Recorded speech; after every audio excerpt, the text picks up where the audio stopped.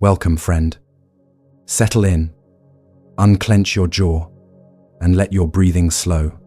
Tonight we'll wander through the brain's hidden clock, the quiet machinery that shapes how long a moment feels and why some hours vanish while others stretch.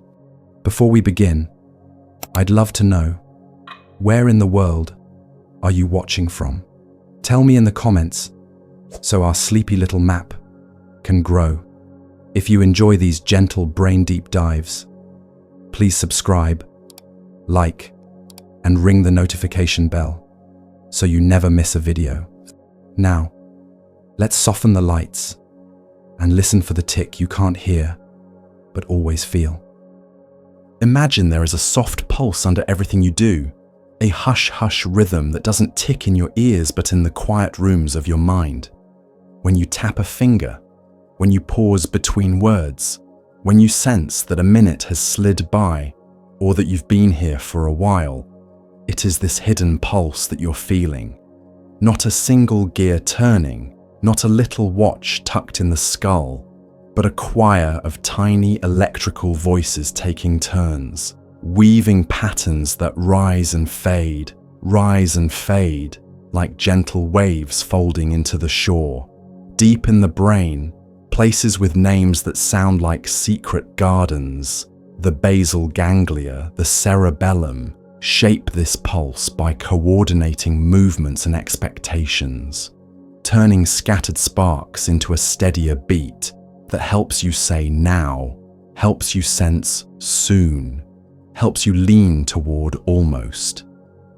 The basal ganglia are especially fond of rhythm in the way a dancer is fond of balance. They help select which motions, which thoughts, which possibilities should step forward and which should wait their turn. They don't count seconds like beads. Instead, their cells change together in repeating patterns, and those patterns can stand in for time. If many of them start their dance at once, they won't all move in lockstep. Each will carry a part of the pattern so that together, the whole group expresses a duration.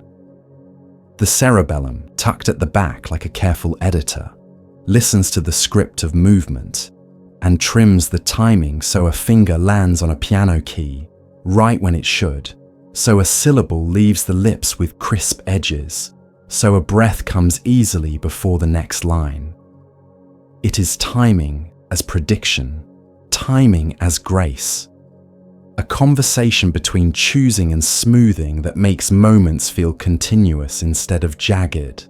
Your sense of time isn't just about motion, it's about the brain's love of predicting what comes next. Each moment, your mind makes a guess about the very near future, where your hand will be, which note will arrive, what word is likely to appear, and then compares that guess with what actually happens. If the guess and the world match, the inner rhythm hums along. If they don't, attention perks up, and you feel a tiny hiccup in the flow. In this way, time is the texture of change, plus the comfort of accurate expectation. When expectations are clear, the inner beat is smooth. When they're fuzzy, the beat is smeared, and minutes can feel slippery, hard to hold.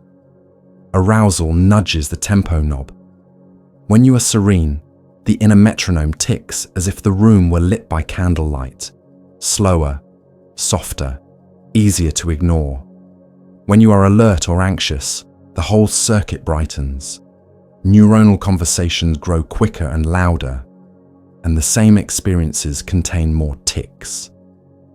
It can feel as if life has been zoomed in, as if more frames per second are being recorded. Nothing external has to change. The shift is inside the system that keeps time by counting neural events. Doubly interesting is that attention and arousal aren't separate knobs so much as threads in the same fabric. Sustained focus can increase the crispness of the beat. Scattered focus can make it echo and blur. You can feel this in small ways. When a familiar song plays, your foot taps nearly on its own because your brain has learned the song's probabilities. The next drum hit is not a surprise.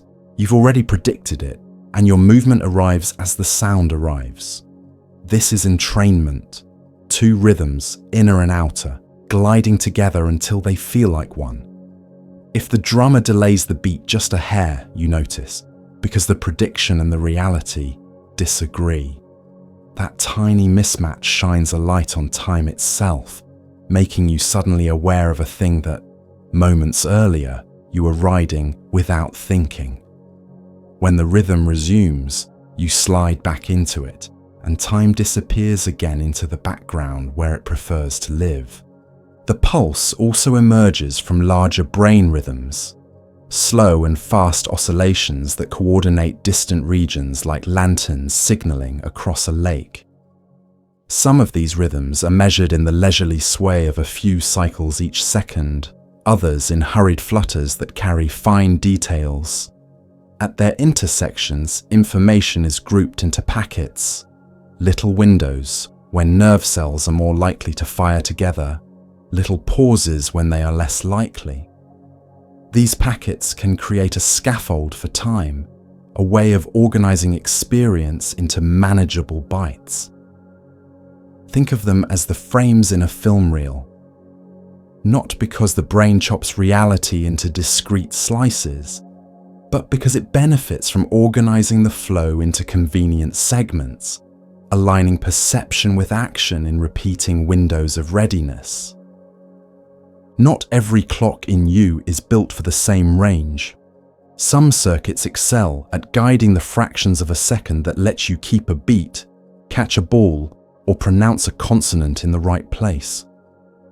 Others sketch the broader strokes of seconds and tens of seconds, helping you pour tea without spilling, pause the right amount in a conversation, or feel that a minute has been pleasantly long enough for a stretch.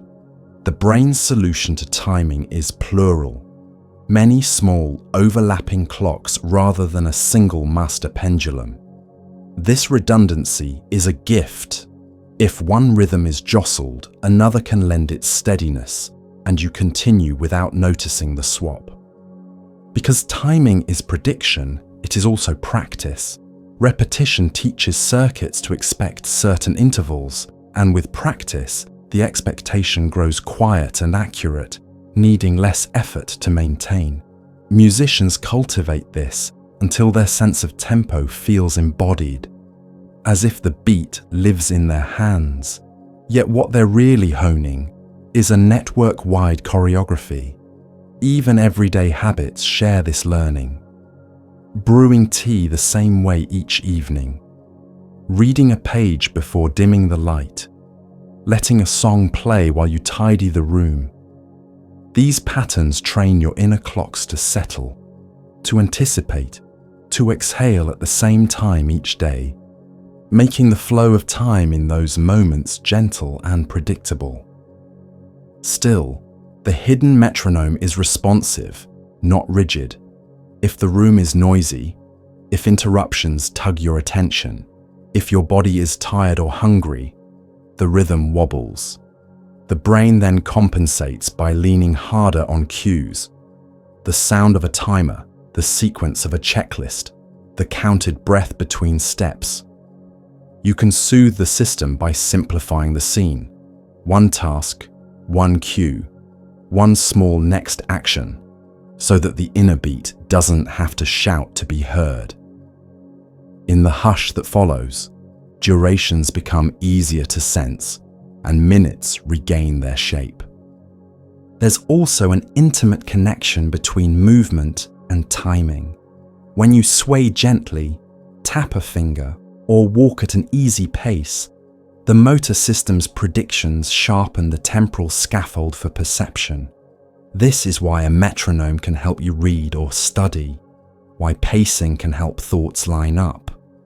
Movement writes a physical rhythm into the body, and the timing circuits borrow that scaffolding to arrange perceptions and decisions. The exchange goes both ways.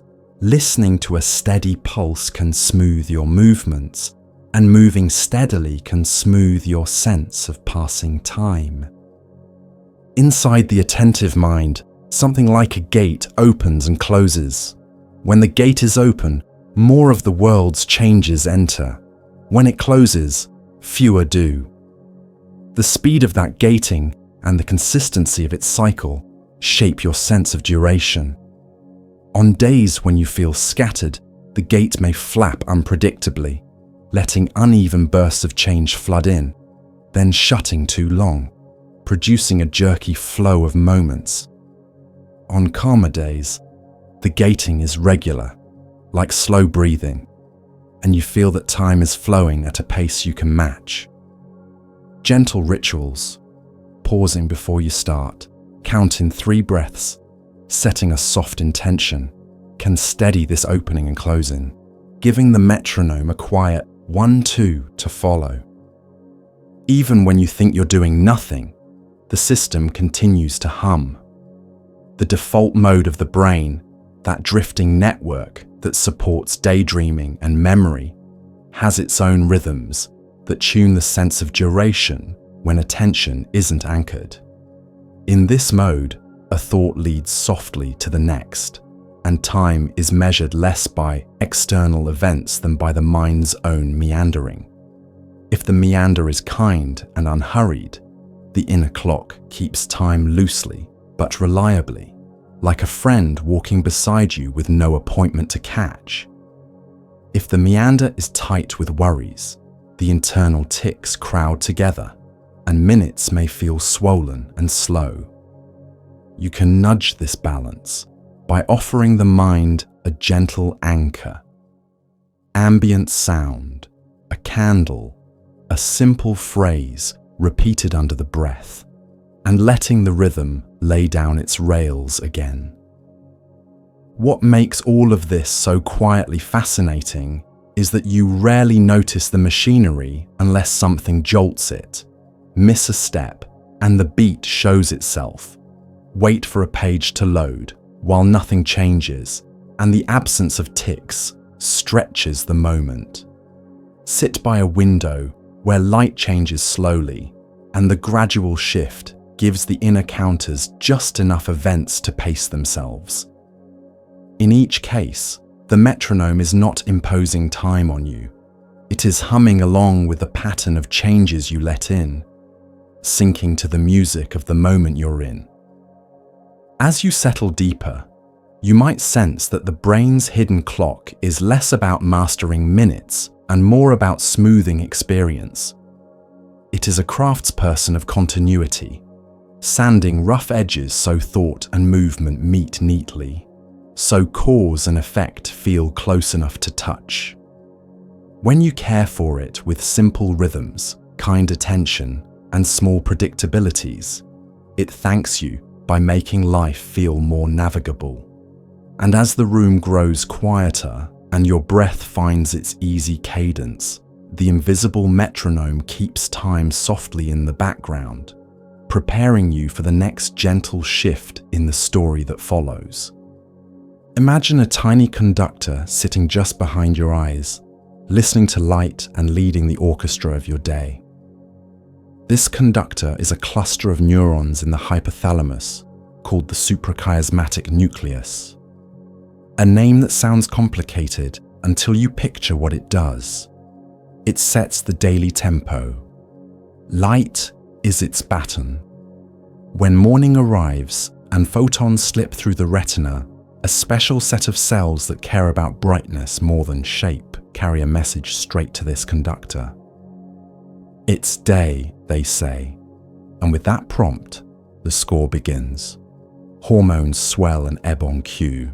Alertness climbs, body temperature rises gently, metabolism prepares for activity, and the mind feels the quiet nudge toward wakefulness. As dusk falls, the message softens. It's night, they whisper, and the conductor shifts the tempo down, telling the pineal gland to release melatonin, easing muscles, slowing thoughts, making it natural to turn toward rest. This rhythm is more than sleep and wake. It is a 24-hour choreography that regulates when you feel hungriest, when your memory feels sharpest, when your reaction time peaks, and when softness is most welcome. Your body temperature typically reaches a low point in the second half of the night, then glides upward through the morning, cresting in the afternoon to support movement and clarity before easing again toward evening.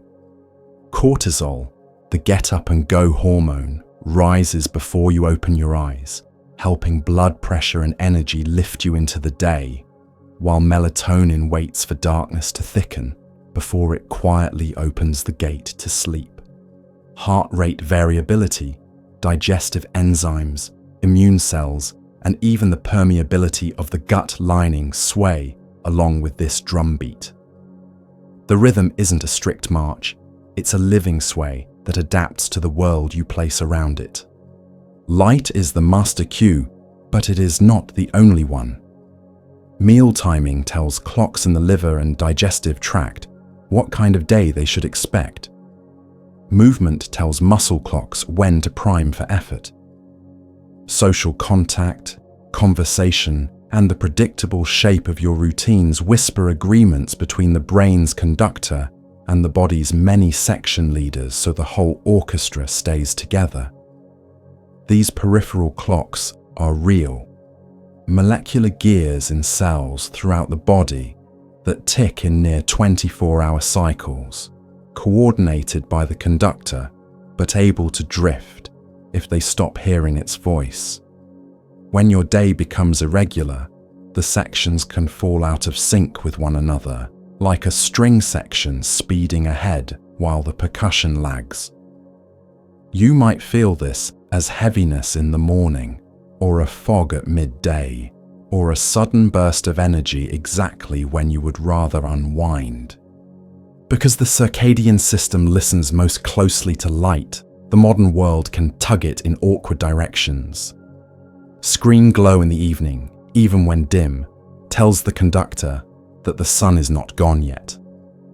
Indoor days that never get truly bright, and indoor nights that never grow truly dark, flatten the contrast the clock relies on, and the result can be a vague day that never fully begins and a night that never quite arrives. Late social schedules, rotating shifts, cross-time zone travel, or simply staying up late and sleeping in on weekends can all push the clock to shuffle forward and back, what people call social jet lag, leaving you with the lingering sense that your days and nights are rubbing against each other. Small kind adjustments make a difference.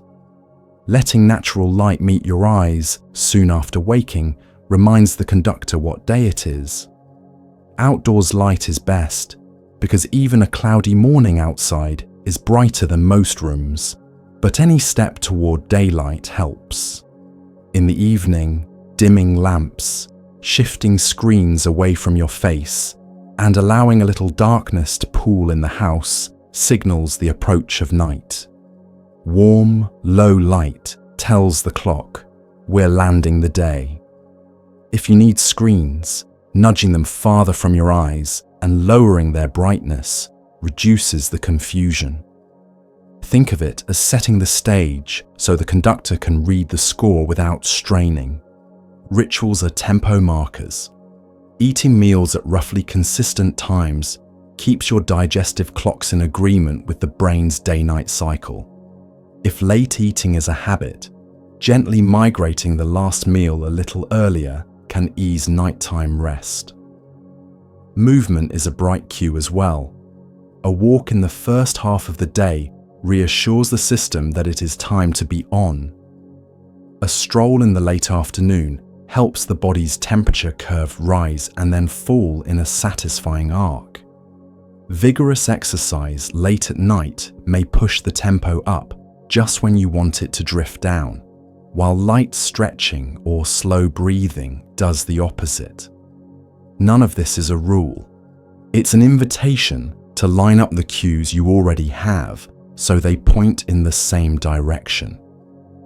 The body carries a second mechanism that pairs with the circadian drumbeat: sleep pressure. As the day unfolds, chemical byproducts of wakefulness accumulate, creating a gentle weight behind the eyes and an increasing impulse to sleep. This pressure eases during the night and begins again the next day. When circadian timing and sleep pressure are aligned, daylight lifting you as pressure is low, night lowering you as pressure is high, sleep comes easily and waking feels clear. When they cross, napping long in the late afternoon, lighting the night brightly, or jolting awake at irregular hours, the signals can conflict. You feel both sleepy and wired, neither fully ready for action nor fully ready to drift. Aligning the orchestra and the weight is like lining up wind and tide.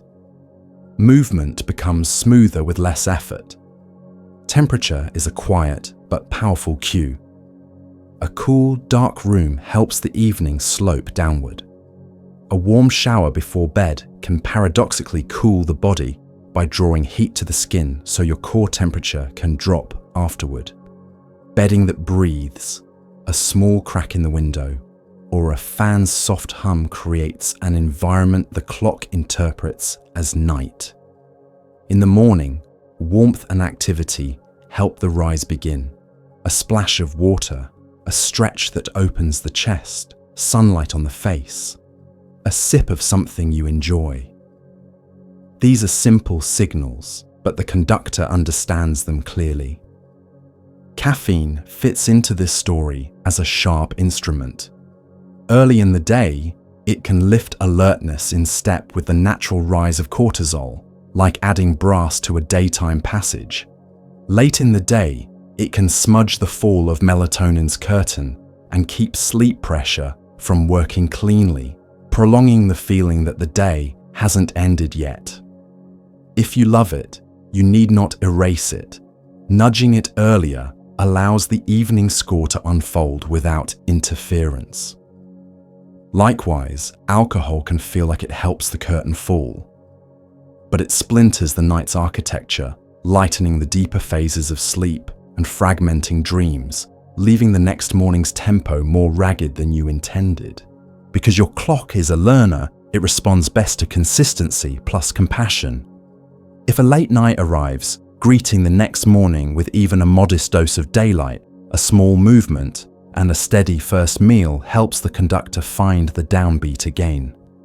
If travel scatters your cues, leaning into mornings at the new destination, light, movement, and food brings the rhythm home more quickly. If your work is variable, creating small anchors in whichever part of the day is reliably yours keeps the orchestra from dissolving. A repeated song while you prepare breakfast, a short stretch at the same clock time, a dimming ritual in the evening. These are metronome clicks the conductor can hear. The rhythm also carries seasons and latitude in its pocket. Short winter days and long summer evenings reshape the balance of light and dark. In darker months, people often find that seeking more morning brightness, even on cold days, keeps the day's rise from flattening. In bright months, protecting an hour of dimness before bed helps night return. This isn't a battle with nature, it's a conversation. You let the sky set the broad theme, and then you arrange your lamps and habits to fine-tune the melody in your home and body. Underneath the practical steps is a calmer truth. Your circadian system wants to help you. It doesn't need punishment to learn.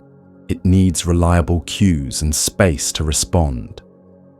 When you give it a little light at the right time, a little darkness at the right time, a predictable place for meals, and a comfortable slope into night, it rewards you with days that feel clearer and nights that feel kinder.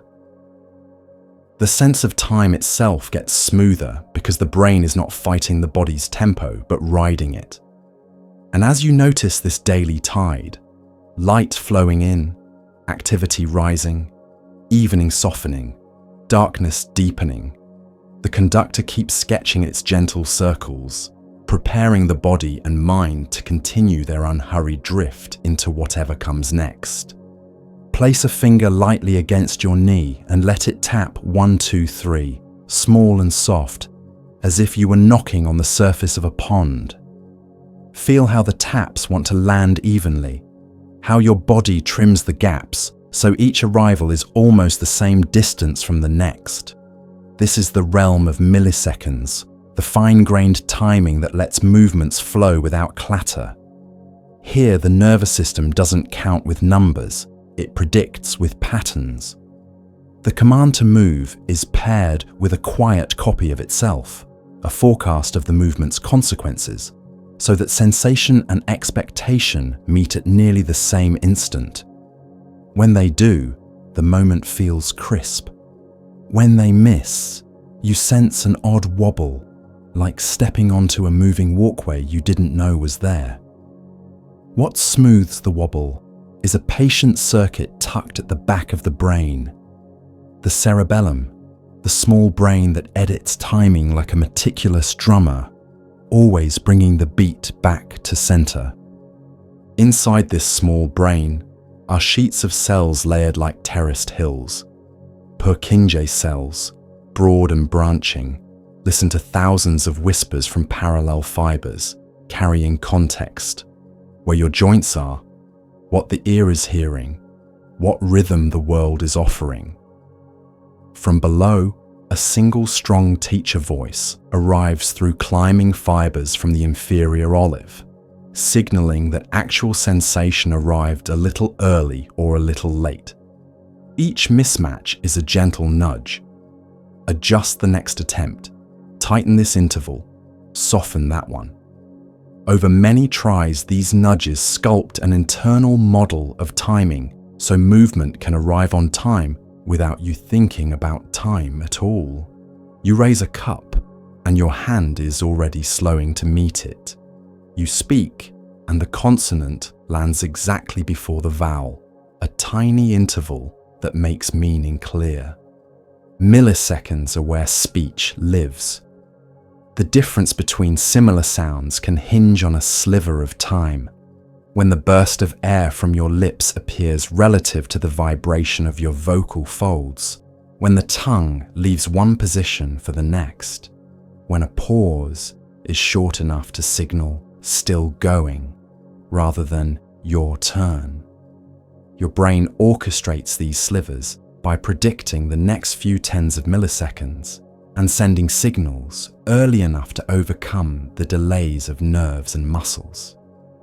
The cerebellum helps assemble these bursts into smooth syllables, while other timing partners, the basal ganglia, the supplementary motor areas, keep track of the ongoing beat of language so phrases don't bunch or unravel. In conversation, you feel this as a natural dovetailing, a shared rhythm where you end as another begins and no one needs to announce who goes next. The same sub-second craft underlies walking, reaching, catching, typing, and music.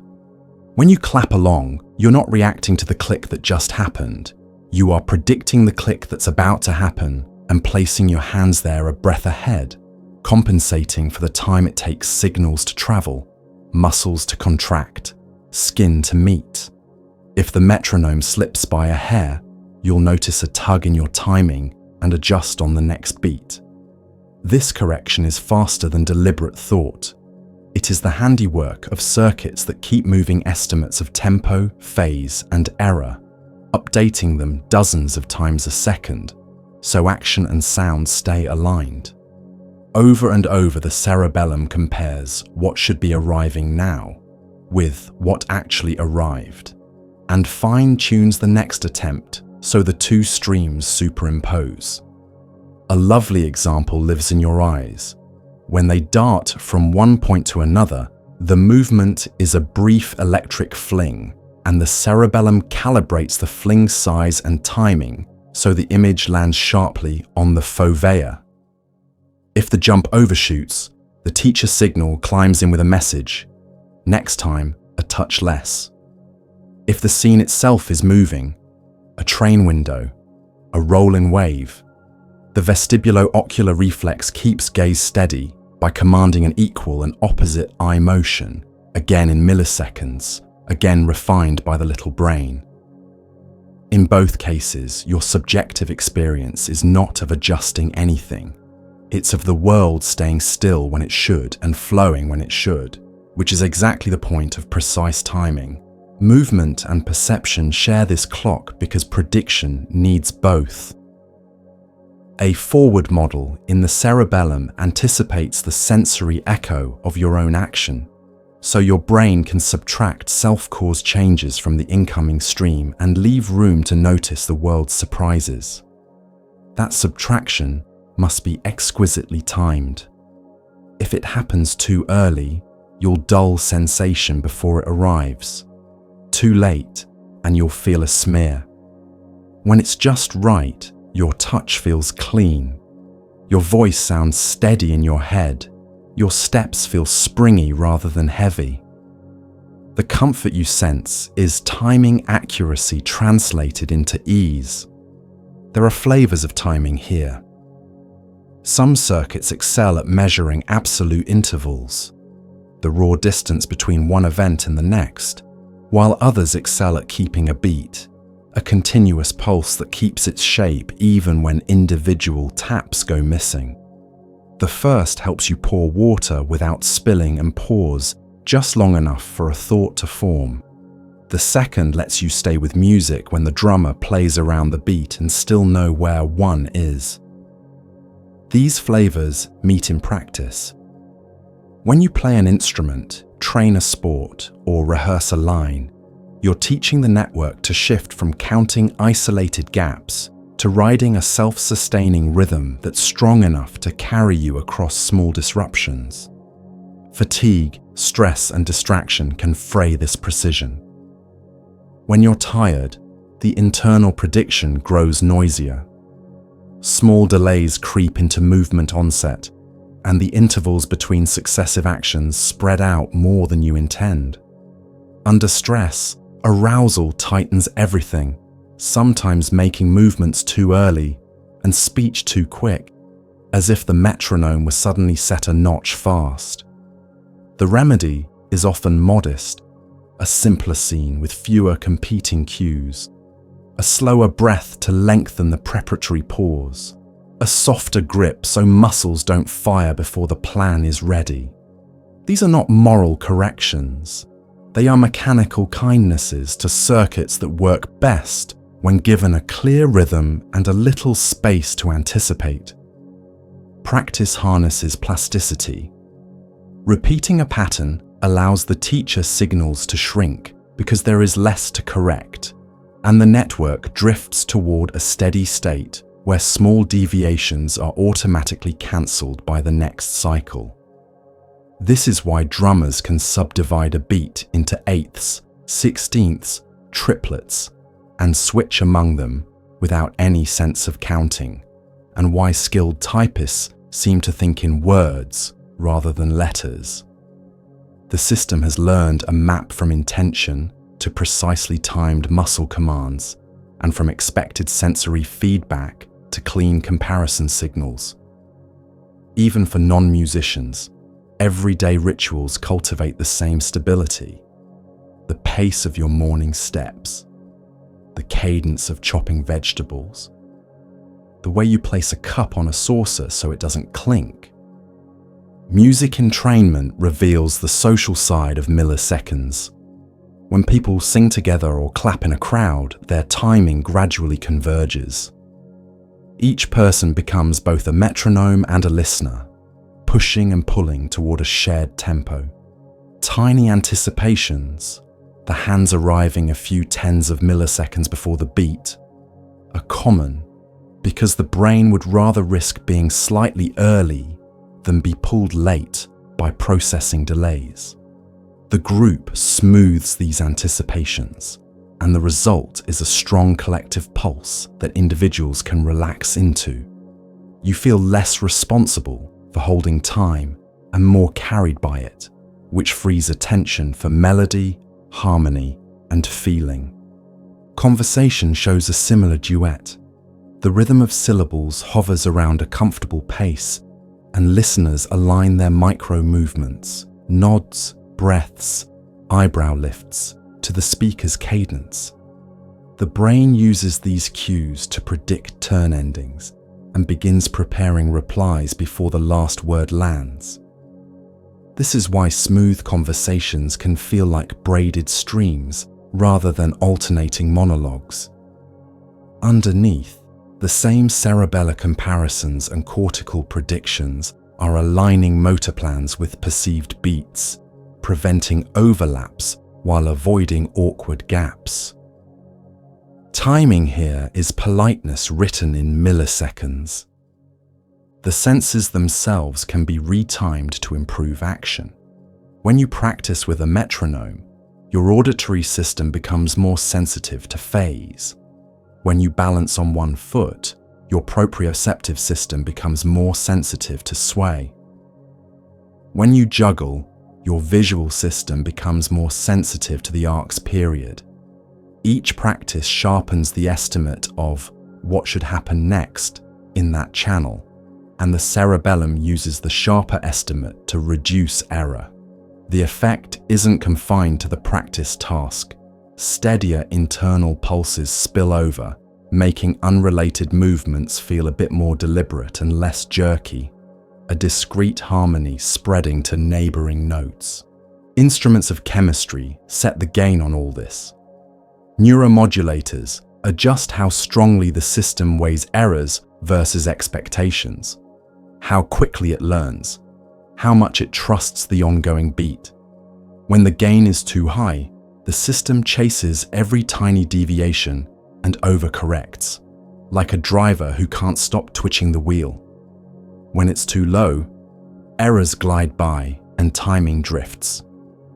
The sweet spot is a self-calibrating place where predictions are confident but not stubborn, flexible enough to take a new tempo when the room asks for it.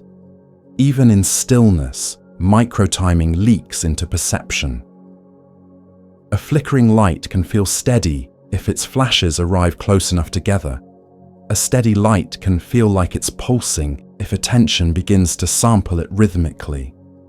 Soft sounds at regular intervals can help you focus, not because the sound is interesting, but because it offers a scaffold for the brain to hang actions on. There's a reason so many people work better with a subtle background rhythm. The beat offloads part of the timing work, freeing scarce attention for the content. If you'd like to feel these ideas directly, try a quiet 2-minute ritual. Sit comfortably, inhale for a slow count, exhale for the same count, and with each exhale, move a fingertip a tiny distance along your knee. Keep the movement matched to the breath. After a short while, the movement's timing will be carried by the breath, and the breath's timing will be carried by the movement, and both will be carried by a prediction you no longer articulate. You have built a small loop in which the cerebellum keeps the interval, sensory feedback confirms it, and effort recedes. This is what your nervous system does all day, just usually at faster scales and with more pieces. The gift of this fast, quiet machinery is not speed for its own sake, it is grace. By aligning expected and actual events at the level of tens of milliseconds, the brain takes jaggedness out of ordinary life. A word lands with the right inflection, a step lands with the right softness, a note lands with the right weight, and underneath each landing is the same patient craft, a rehearsal of what should happen, a comparison with what did, a gentle correction to shape the very next moment so it meets the world where the world will be, letting the rhythm you carry inside match the rhythm that waits just ahead.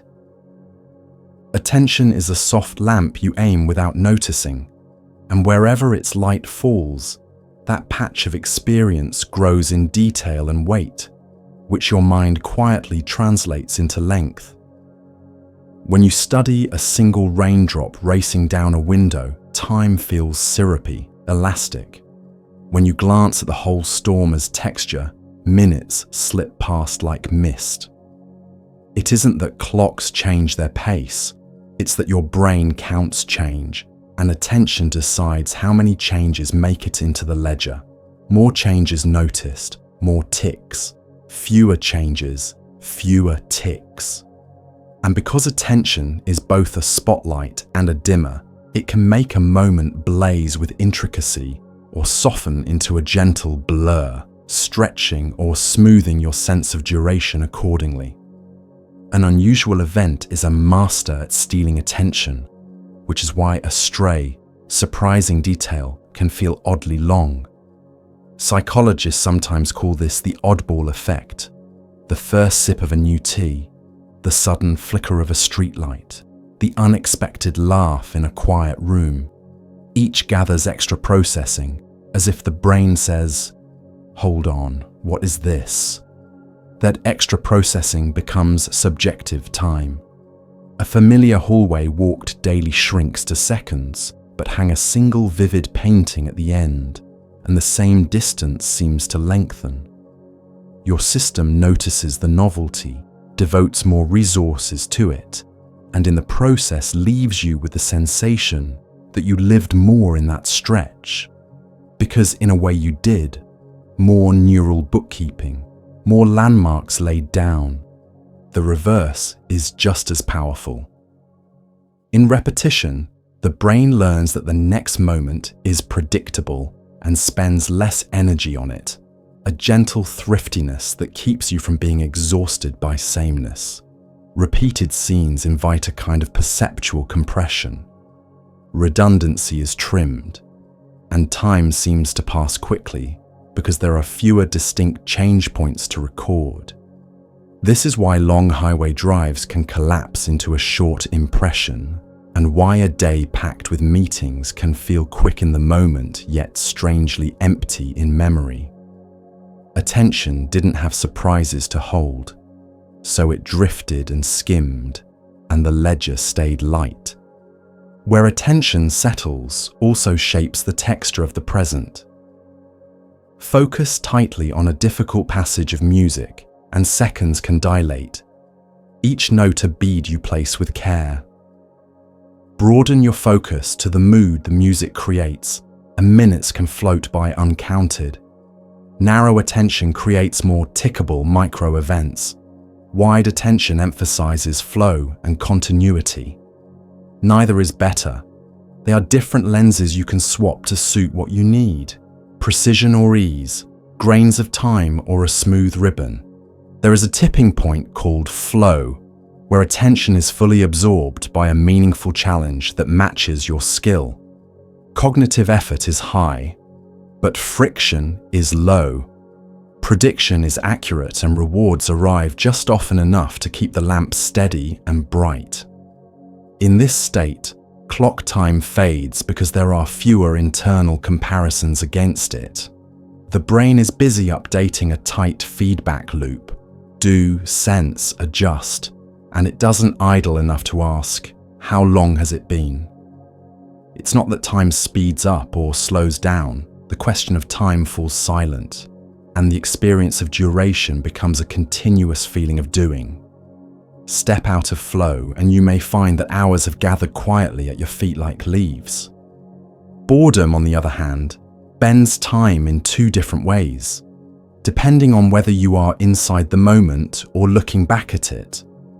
While you're bored, attention seeks stimulation and can't find it, so it starts counting its own restlessness. Seconds feel sticky and stretched. Later, recalling the same span, you'll discover there is little to remember. Few landmarks, few changes, and the period collapses as if it barely existed. The mismatch is a reminder that attention shapes time both prospectively and retrospectively. What you attend to now sets the feel of duration, and what you stored then sets the remembered length. Surprise reorganizes the ledger. In predictive mode, your brain carries a default timeline for what should happen next. When something violates that expectation, the salience network lifts the scene into high relief. Pupils widen, posture adjusts, and you gather more sensory details per unit of clock time. The result is that a tense or thrilling moment swells, not because it lasted longer, but because you wrote it down with finer pen strokes. This is the familiar, slow motion feeling during near misses and first times. The fine print is not a trick, it's a record of the extra checking your nervous system did to keep you safe and updated. You can feel attention's rhythmic nature in smaller ways too. The mind samples the world in pulses, brief windows of heightened sensitivity followed by dips, like a camera shutter flickering many times a second. When the pulses line up with the tempo of what you're watching or listening to, perception feels smooth and precise, and time feels well behaved. When they fall out of alignment, the stream looks choppy and the beat is hard to hold. You notice this as the difference between gliding through a paragraph and rereading the same line, between walking at an easy pace and tripping on an unexpected step. A short pause, a breath, a reset of posture can resynchronize the shutter with the scene. Attention is not a single knob, it is a small panel. One slider governs intensity, how brightly you're shining the lamp. Another sets selectivity, how tightly you're focusing it. Another adjusts stability, how often you let the lamp wander. High intensity, tight focus, stable aim. Time inflates with detail. Low intensity, broad focus, gentle drift. Time smooths and slips. The art is to move the sliders with kindness. You might choose high intensity and tight focus for a delicate task, and gently widen the beam during recovery, letting minutes soften so the nervous system can exhale. The body keeps score of where attention is pointed. When the lamp turns outward to rich sensory scenes, breath deepens and time becomes spatial. Distances, textures, light levels. When the lamp turns inward to interoception, you notice heartbeats, stomach waves, temperature shifts, a clock written in the body. Counting breaths is one way to feel how attention sculpts duration. If you decide a minute is 5 slow breaths, you will discover that your sense of a minute lengthens or shortens as your breathing changes. A natural metronome that attention can stretch by calming or compress by excitement. The body isn't lying about time, it's offering you a rhythm to live by. Digital life tugs the lamp every few seconds. Notifications, small bright promises, scatter attention and fracture duration into shards. Each switch forces the brain to re-establish context and update predictions. The intervals between switches feel short because they contain little sustained detail, but the day in memory feels thin because so few segments matured into complete scenes. One antidote is to build small harbors for attention, turn off badges, gather tasks that belong together, and give them a clean edge with a beginning ritual, a sip, a stretch, a single sentence stating the next step. In those harbors, time regains continuity, and your nervous system relearns what it is to dwell. Music is a gentle lever. A steady tempo can carry your attention, reduce internal chatter, and make minutes flow. A slightly slower tempo invites detail and often stretches subjective time. A slightly faster tempo invites momentum and can compress it. Ambient sounds, rain, wind, distant murmur, offer a different cue set. Many small, similar changes that smooth the timeline without demanding focus. Silence is a lever too. A few breaths in quiet at the transition between tasks acts like a page break, helping attention release one build of time and start another cleanly. The social world reshapes attention's beam. With a dear friend, your lamp often blends with theirs.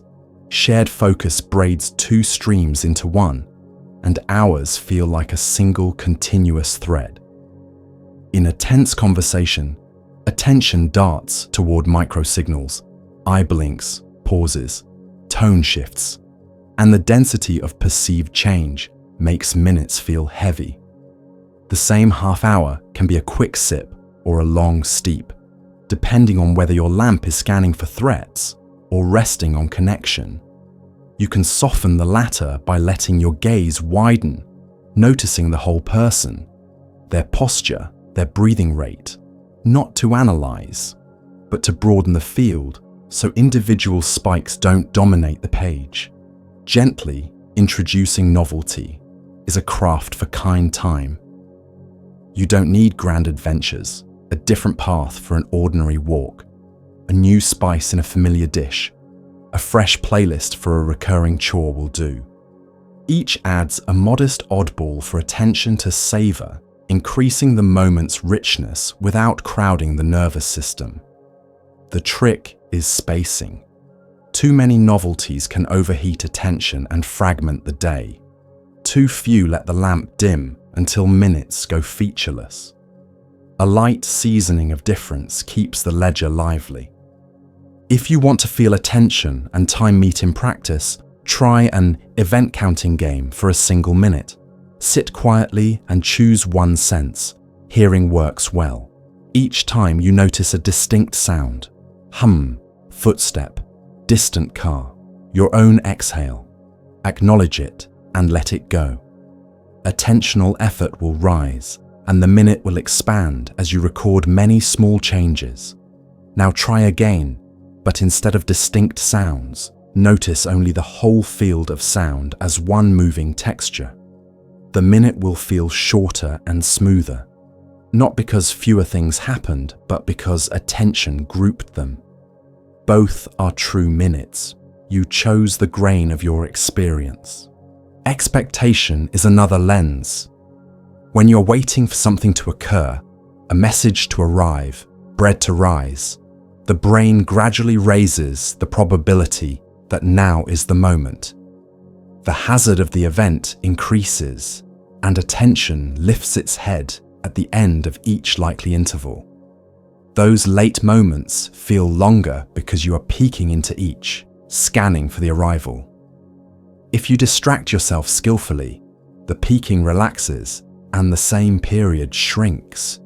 You can use this by giving waiting its own activity, tidying a small corner, watering a plant, writing 3 lines, so attention has a place to set down while probability climbs on its own. Stress and threat add gain to the lamp. Under pressure, the system chooses to oversample. Better to catch a danger signal early than miss it. The price is temporal inflation, a sense that the moment is thick with ticks and that relief sits somewhere far away.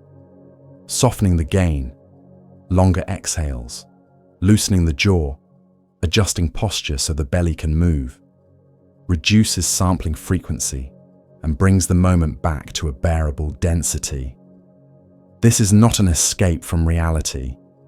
It is a recalibration so that your predictions aren't flooded by noise. Attentional training is gentle, not heroic. Short practices, 30 seconds of single-point focus, a minute of open monitoring, a walk where you deliberately count 10 new colors, teach the lamp to hold steady or to widen on command. Over days, these practices change how quickly attention is yanked by novelty and how easily it returns to where you place it. The payoff is not only calm, it is a more elastic sense of time that you can shape to fit what matters. Even memory collaborates. When attention is present during an experience, you store richer cues, and recalling them later re-inflates the time. A small reflection ritual at day's end. 3 lines. something new you noticed, something kind you did, something you were looking forward to. Cements landmarks and lets the day occupy its full size in your mind. Remembered time nourishes lived time. The two braid together and teach attention where to rest tomorrow. In all of this, the aim isn't to trap time, but to tune your participation in it. Attention is your hand on the fabric, smoothing here, gathering there, letting it billow where you want space and lie flat where you want ease. You can't stop the river, but you can learn how to choose your eddies. Deepen focus when a detail deserves it. Widen focus when the whole scene matters. And soften focus when rest is needed. With practice, the lamp grows friendly and responsive, and moments begin to take the shape you hoped for, not by force, but by the quiet way you decide what to truly notice and what to let drift past like leaves on the water. Emotion is a tint poured into the clear water of the moment, and once poured, it changes the flow. When your heart jumps, the inner metronome seems to tick faster. When your body softens, the ticks spread apart and blur. You can sense this in ordinary scenes. A sudden knock at the door sharpens vision, tightens breath, and stretches the next second so it feels larger than the one before it. A warm voice across the room loosens shoulders and smooths the next few minutes until they slip by like silk. Underneath both is the same machinery taking a different stance. Arousal turning the gain knob up or down, expectation recalibrating, memory deciding what to stamp in bold and what to leave in faint pencil. When fear leans in, time changes its grain. The body releases quick messengers, adrenaline, noradrenaline, that heighten vigilance. The locus coeruleus sends a wake-up call that spreads through cortex. The amygdala tags the scene with importance. Muscles prime for action, pupils widen to gather light, and the brain samples more events per slice of clock time. It's as if your nervous system says, record more frames in case. A near miss on a bicycle, a sudden dog bark on a quiet street, a misstep on the stairs that you catch in mid-air. Each can make a half-second feel elastic because you attended to more change points inside it. Later, this moment remains huge in memory. Not because it lasted long, but because you wrote it down in dense strokes. Excitement can feel similar without the edge. Anticipation before a long-awaited message. The first notes of a favorite song in a dark room. A friend's face appearing in a doorway. Here, arousal rises, but the tone is bright. Dopamine tilts the system toward learning and approach. Sequences of prediction and reward become tightly linked. Micro-timing sharpens, and the present seems to sparkle.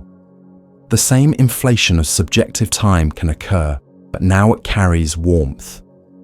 You notice little details, the quiver in your own breath, the small tremor in your hand, the texture of the air.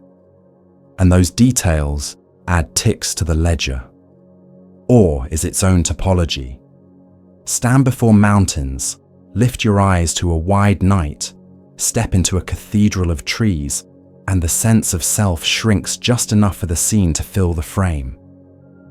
Paradoxically, people often report that time both slows and feels spacious in awe, perhaps because attention goes wide and deep at once.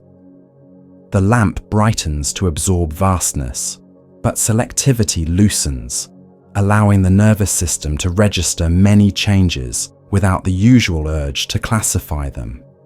You get more ticks, yet they do not crowd you. They float together, and the minute expands like breath. Sadness changes time through softness. Low arousal narrows the sampling of change. The inner pulse becomes muffled. In the moment, minutes can move slowly, each one a longer exhale. But in recall, the same span can feel short lacking landmarks. Grief creates a different geometry. The world's volume lowers, yet certain stimuli, a smell, a song, a place, burst with meaning, and for a moment the past and present overlay. You feel then, inside now, and duration tilts in both directions at once. An hour can hold a whole life and still be only an hour. Tears help retune this system, shifting breathing, stimulating the parasympathetic branch, making space for the metronome to find a calmer beat after its gust. Anger compresses. It spikes arousal and narrows attention to a target. The brain prioritizes action and reduces context, like zooming in too far on a map. Because the scene is dominated by a few intense change points, seconds can feel both slow, while you wait for the clash, and thin, because there is little else entering awareness. A deliberate widening of the field, even for a breath, feeling the feet, noticing peripheral vision, reintroduces background change and lets time depressurize, not by denial, but by adding back what the state had cropped out. Anxiety is arousal with prediction tilted toward threat. It multiplies what-ifs, and in doing so, multiplies inner events, so time grows busy without the world changing. Your heart becomes loud, and the insula, the cortex that tracks internal signals, raises its hand again and again, tick, tick, tick. This is why a quiet room can feel noisy when you're uneasy, and why a minute can feel crowded and long. The way through is not to fight the clock, but to change the input. Lengthen the exhale to nudge the vagus nerve. Let the gaze soften so edges feel less sharp. Give hands a slow, rhythmic task, folding, wiping, arranging, so the body offers an external beat the brain can entrain to. As the inner sampling rate drops, the minute thins to a bearable density. Joy rearranges time by distributing attention. When you laugh, the nervous system lets go of tight prediction for a moment and enjoys being surprised on purpose. Expectation loosens. Error becomes delight. The ledger fills with bright marks and then stops counting because counting would miss the joke. These are the scenes that feel short in the moment and large in memory, a pleasing inversion that tells you the system was safe enough to release control and let novelty play. Love's clocks are many. Early infatuation is fast, arousal high, prediction urgent, the present crowded with checks and glances. Later, a settled love slows the sampling rate in a different way. Co-regulation. Two bodies tune each other. Breath and heart rhythms drift towards synchrony. The sense of safety reduces the need to monitor. Time in a quiet kitchen, shared chores, unremarkable evenings. These often vanish in the moment and glow in recollection because their texture is smooth and continuous, like silk folded on itself. Soft touch amplifies this effect. A hand on the forearm, a hug that lasts long enough to feel the exhale, releases oxytocin and lets the metronome settle. The hippocampus and amygdala, the archivist and the tagger, collaborate to shape remembered duration. Emotional arousal tells the tagger to mark. Novelty tells the archivist where to place the mark. When both speak, a memory becomes a landmark and expands the felt length of that period in hindsight. This is the mechanism behind flashbulb scenes. You remember where you were, what you wore, the smell in the room, the angle of the light. Day to day, you can use a gentle version of this by creating soft anchors, lighting a candle before writing, changing shoes before a walk, brewing a distinct tea in late afternoon, so the day's timeline includes felt punctuation instead of a blank line. Chronic stress flattens time in a different way.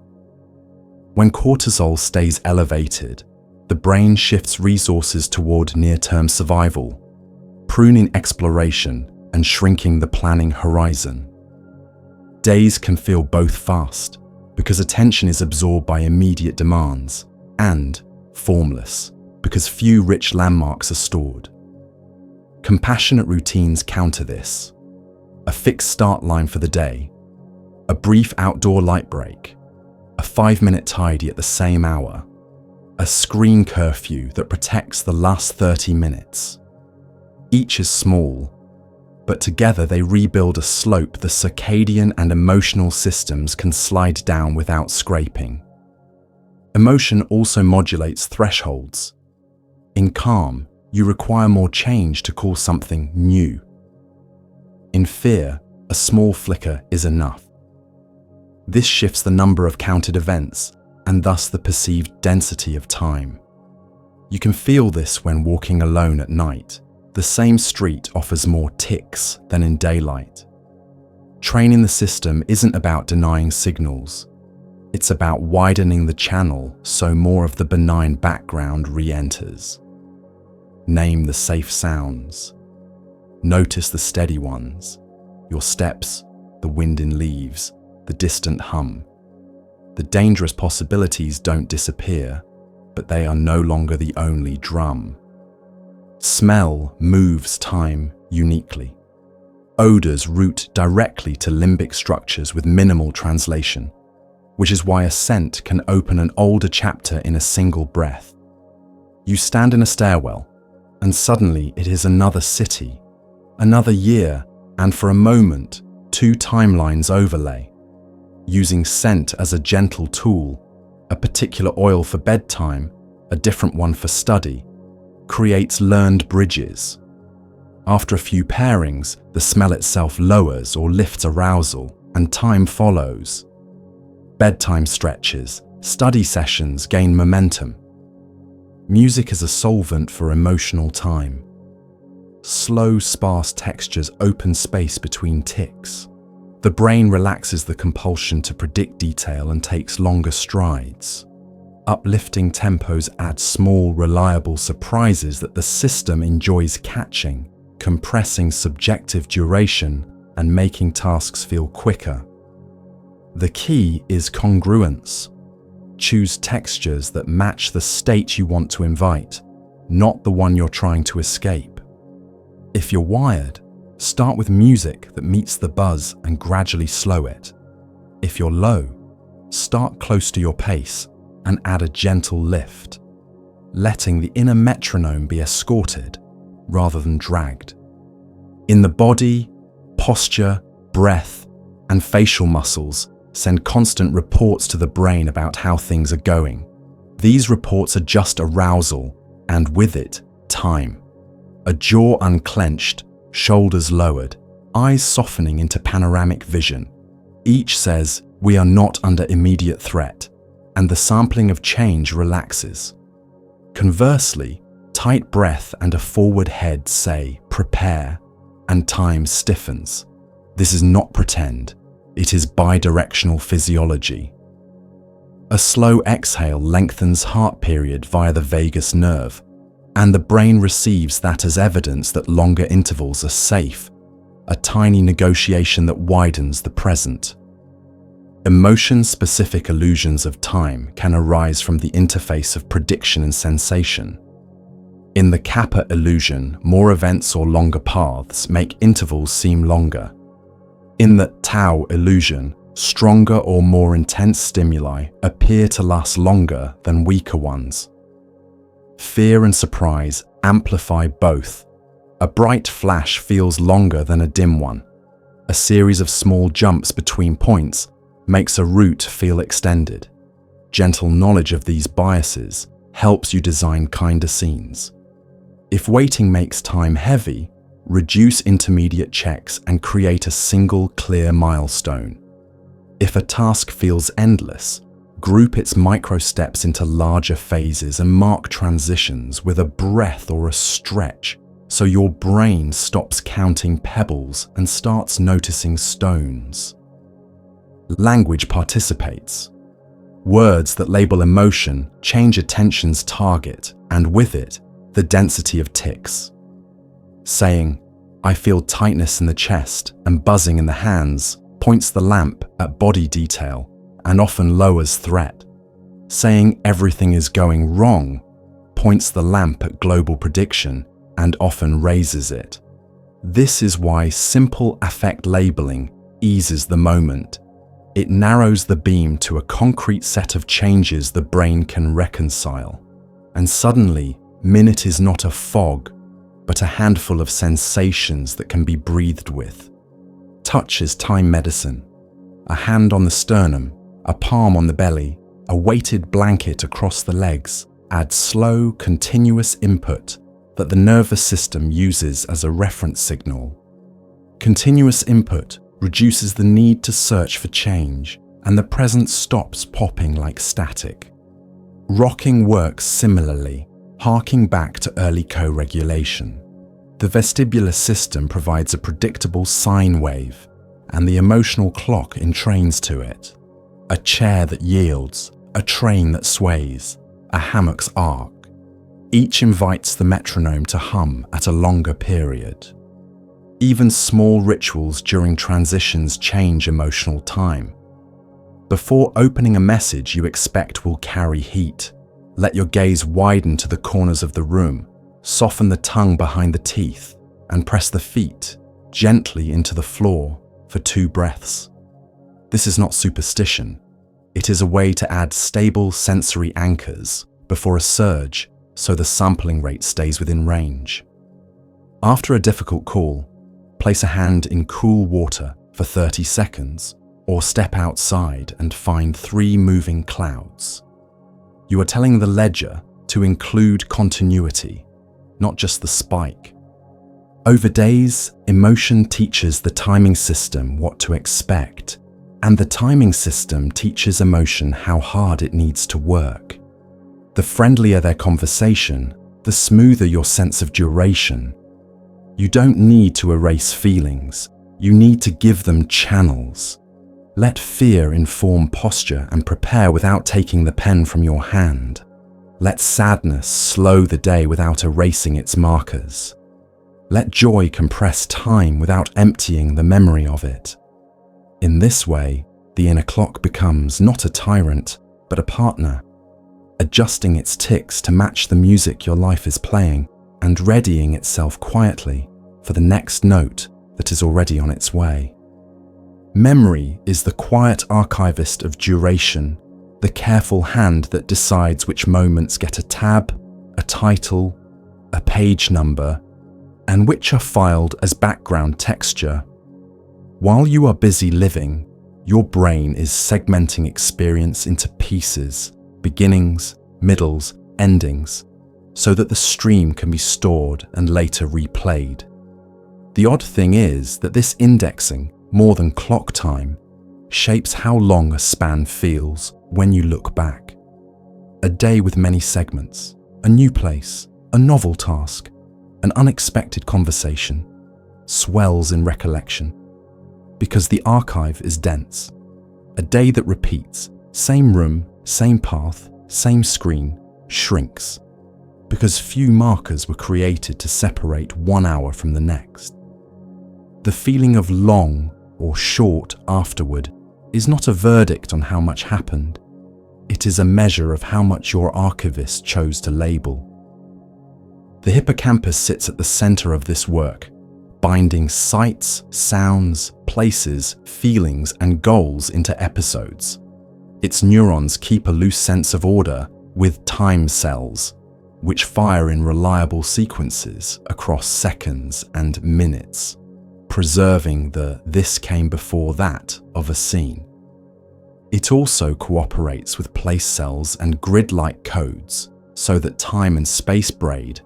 A hallway becomes not just meters long, but moments long, and a conversation becomes not just words said, but a path taken through an evening. The hippocampus does not own a ruler, it keeps a story. When the story is full of changes in context, room, light, company, intention, it lays down more landmarks, and retrospective duration grows. When context drifts slowly and steadily, the story compresses, like a book with wide margins and few chapter breaks. Event boundaries are the archivist's chapter markers. A boundary can be literal, a doorway, a bus step, a park gate, or internal, a new goal, a surprise, a shift in emotion.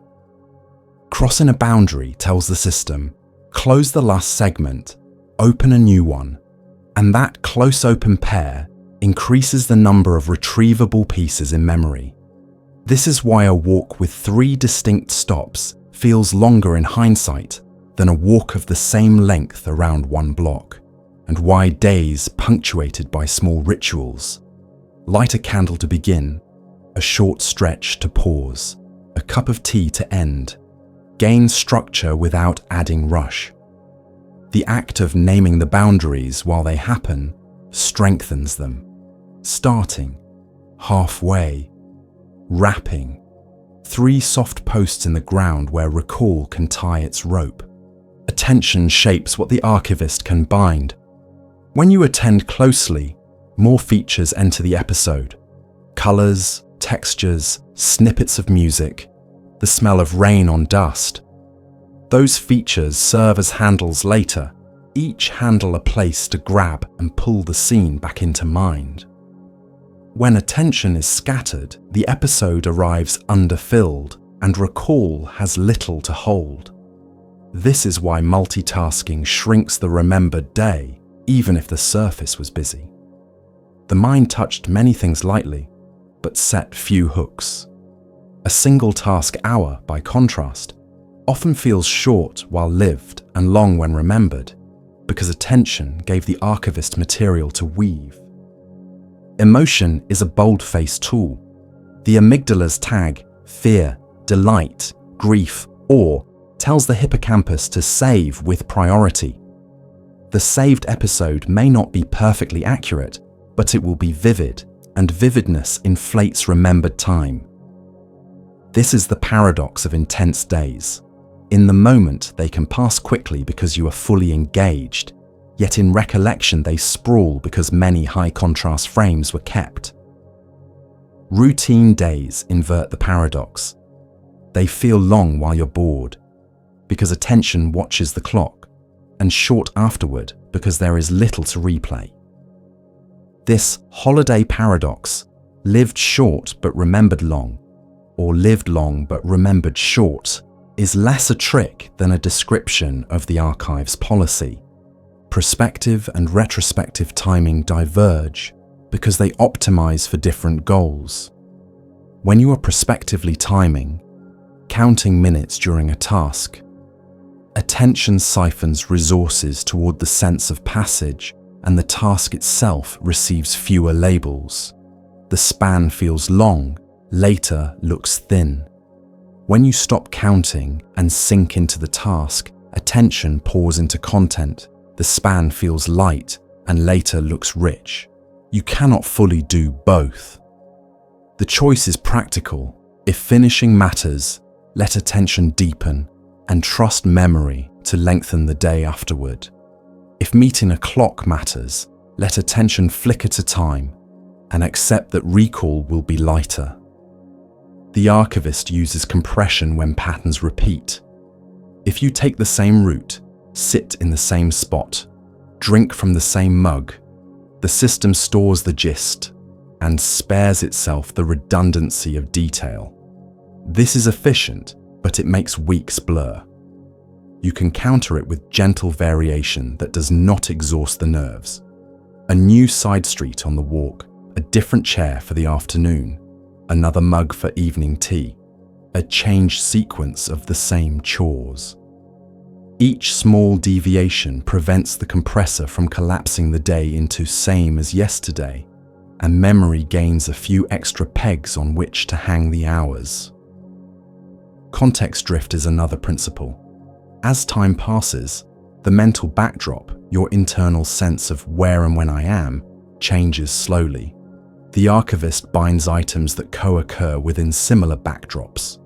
If your day shifts markedly, morning bright outside, midday bustling kitchen, afternoon quiet desk, evening dim lamp, the drift creates natural partitions and the archive records several contexts. If the backdrop stays level, one room, one posture, one glow, drift is minimal and the day unspools as a single, undifferentiated ribbon. Designing drift is simple. Change light levels, sights, and postures across the day to provide invisible headings. Sleep is the library's night crew. During slow-wave sleep, memories are replayed in compressed bursts, sharp wave ripples, allowing the hippocampus to train the cortex as if handing copies to long-term stacks. The more coherent the episodes and the more distinct their boundaries, the more efficiently they replay. Good sleep does not merely preserve what happened, it reweaves it into more accessible narratives, which is one reason yesterday becomes easier to remember after a decent night. Short naps can offer a mini version of this process, especially if you place them after learning and keep them early enough not to collide with night. Senses provide indexing systems. A particular scent, chosen carefully, can serve as a chapter title. Use one aroma for study, another for winding down, and the archivist will link what you learned or felt to that label. Later, the label helps you find the chapter. Music can play the same role.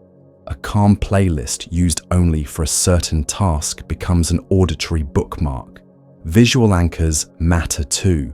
A paper notebook with a distinctive cover, an object on the desk that you move at the start and end of a session.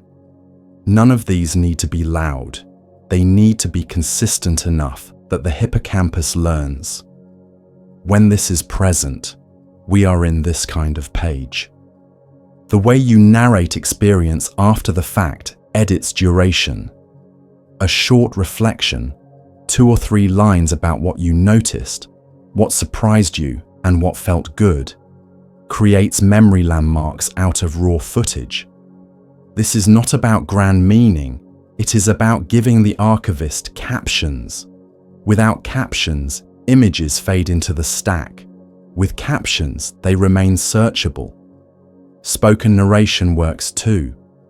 Telling a friend one distinct thing from your afternoon promotes that segment to a named entry. The day grows longer in memory because you pinned it with words.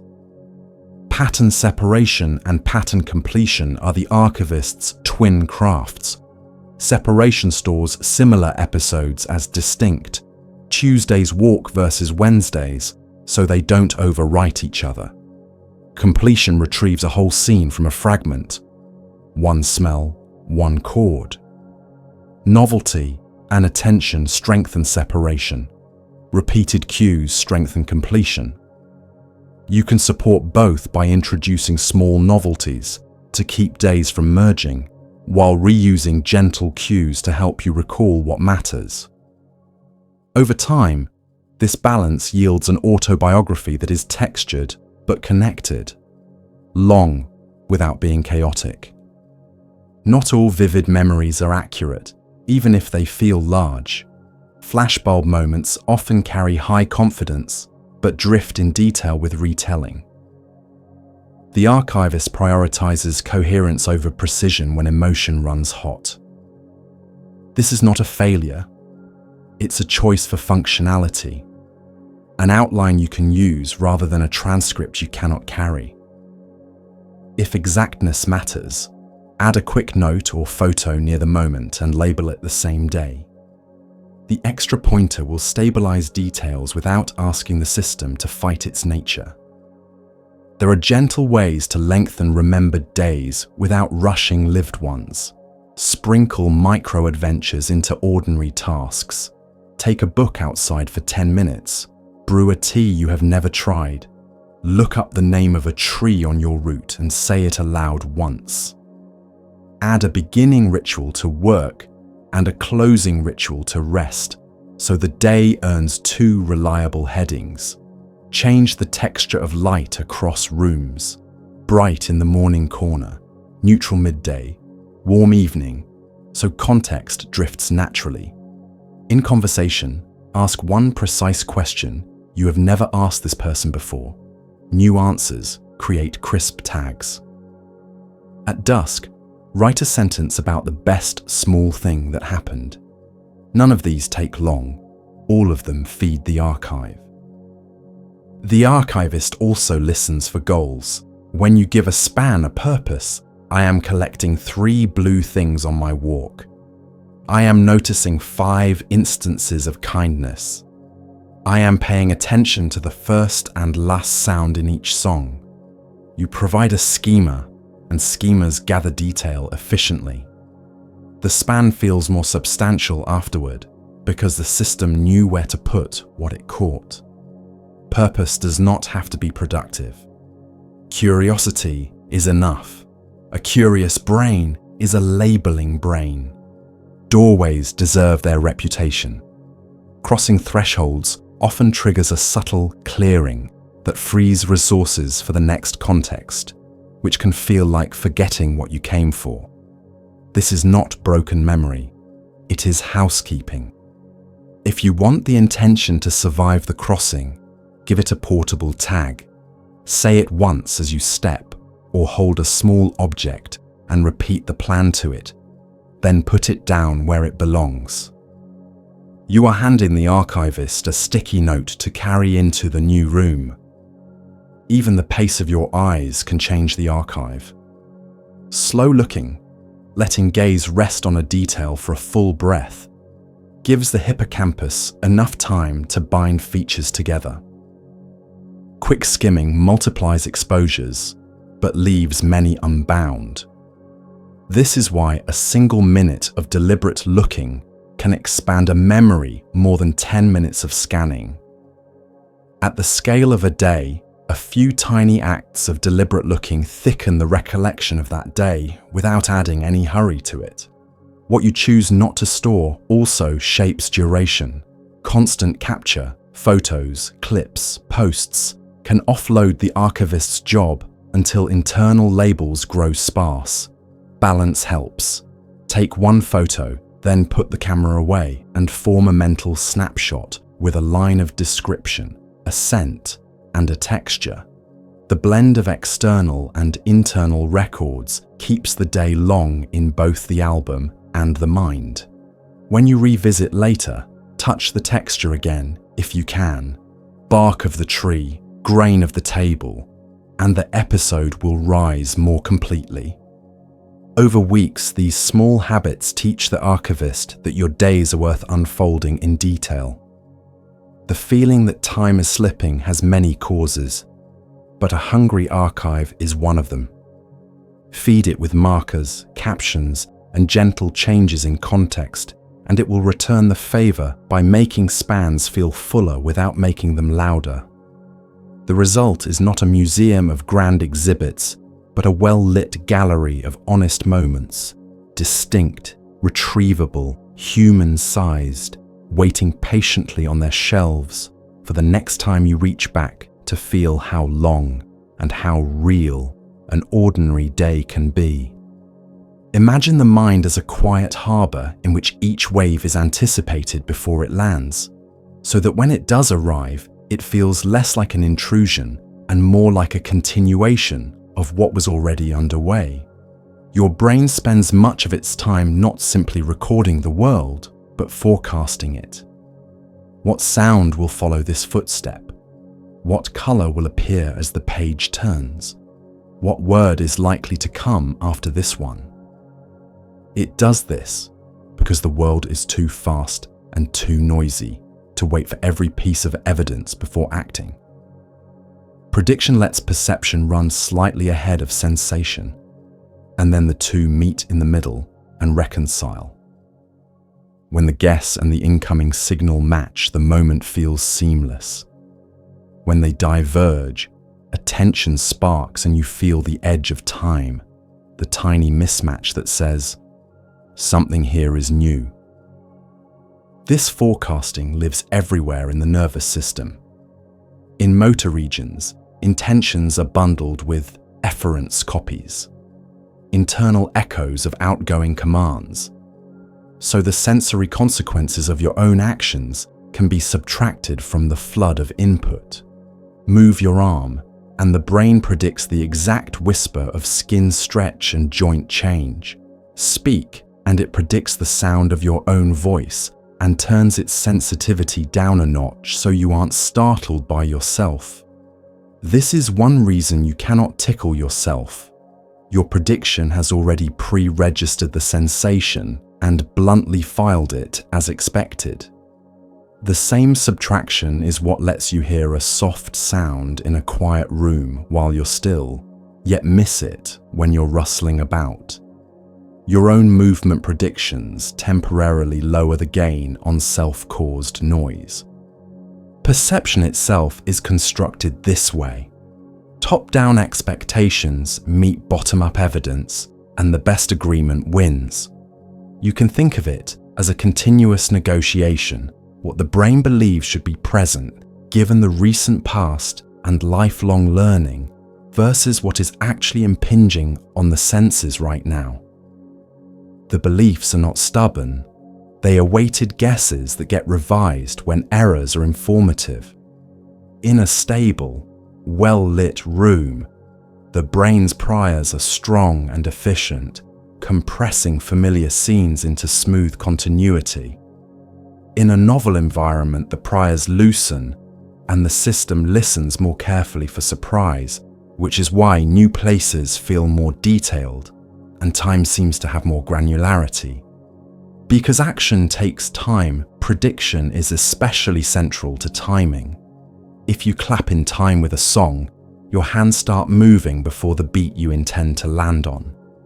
The brain, with help from fast correctors in the cerebellum and basal ganglia, estimates the interval to the next beat and launches early so the clap arrives on the beat, not after it. The same kind of extrapolation shows up in vision. A moving object appears slightly farther along its path than a flashed still object at the same instant, because your visual system is projecting its motion forward to compensate for processing delays. A quiet, helpful guess that keeps you from reaching behind where things actually are. In everyday life, this means a tossed set of keys feels catchable because your brain is already living a fraction of a second into their future. At very small scales, there is an invisible window in which the brain binds events together into a single moment. If you press a button and a tone plays a fraction of a second later, the action and sound can be pulled toward each other in your awareness, feeling like a single fused event rather than two separate ones. This temporal binding supports the sense of agency. Your action and its consequence feel like parts of the same now. When delays are too long, the bond loosens and you sense a lag. When they are slightly variable, the brain often averages them into a stable experience.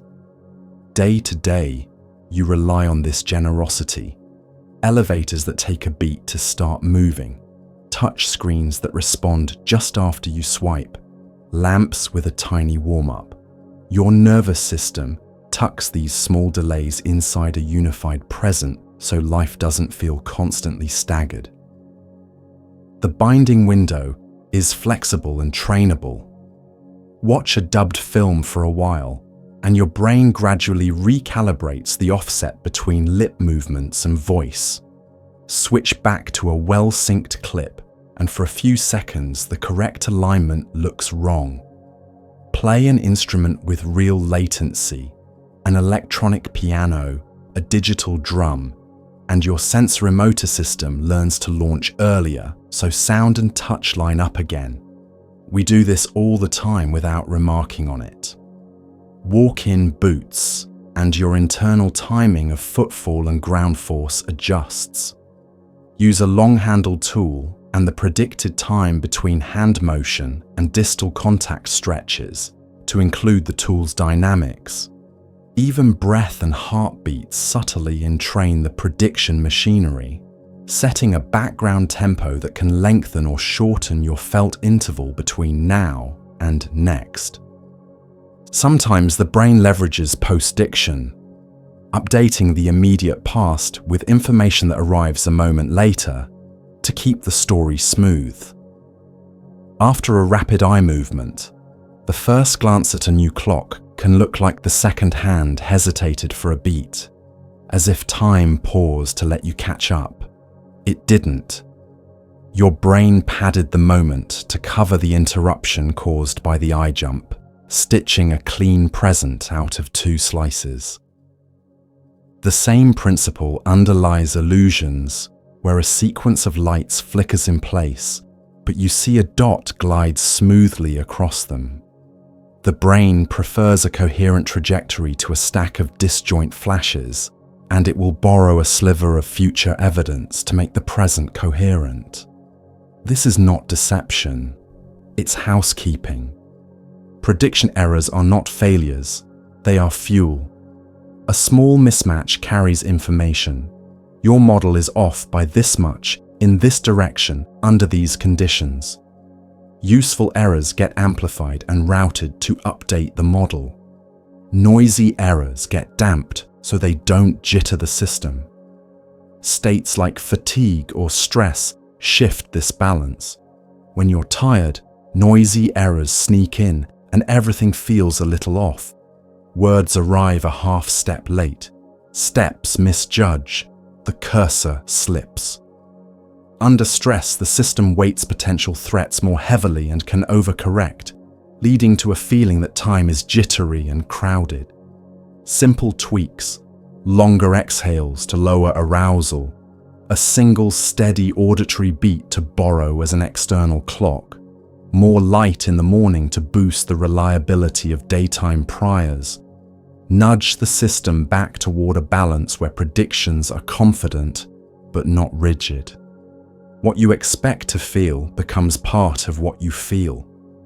Hold a warm mug and then touch an object of neutral temperature. It may feel cooler by contrast because your predictive baseline shifted. Walk from a noisy street into a quiet room and the silence feels deeper for a few seconds because the brain's model of expected sound is still set to busy. Familiarity shrinks errors and smooths time. Novelty enlarges errors and adds detail. You can use this kindly.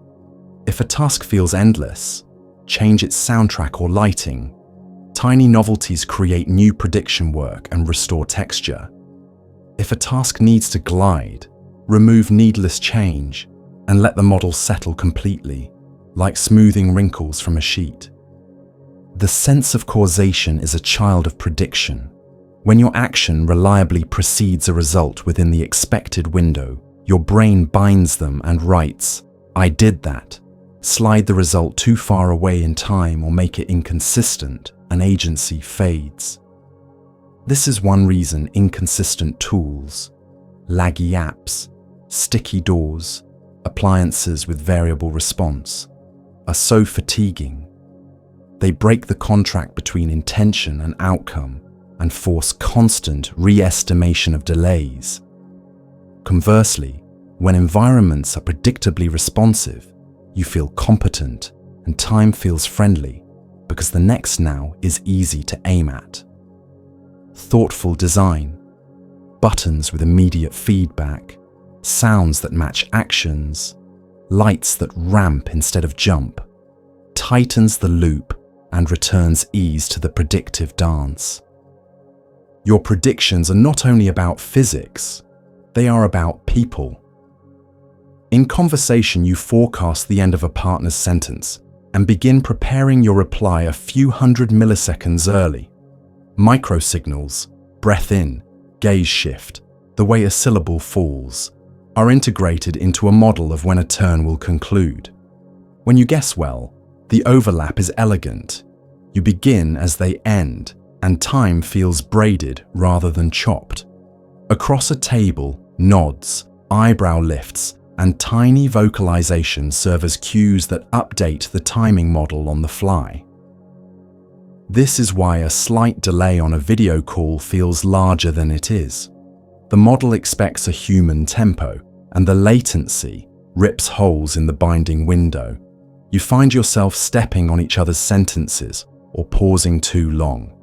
Naming the lag and slowing down expands the window and lets the model relock. Even the space around you is predicted. The brain maintains a contour of peripersonal space, the bubble within reach, and its timing model stretches or shrinks with context. Carrying a tray, you unconsciously widen your predictive margins around corners. Wearing a backpack, you adjust your estimate of how soon your body will clear a threshold. With practice, the model updates so completely that tools feel like extensions. The brush tip becomes where I act, and the time between wrist movement and paint on canvas becomes the relevant interval. The world doesn't change its distance. Your next now simply moves outward to the place where outcomes occur. Prediction also explains why attention feels like a sculptor of time. When you focus narrowly, your brain commits to a small set of expected changes and samples them at high resolution, which inflates the sense of duration.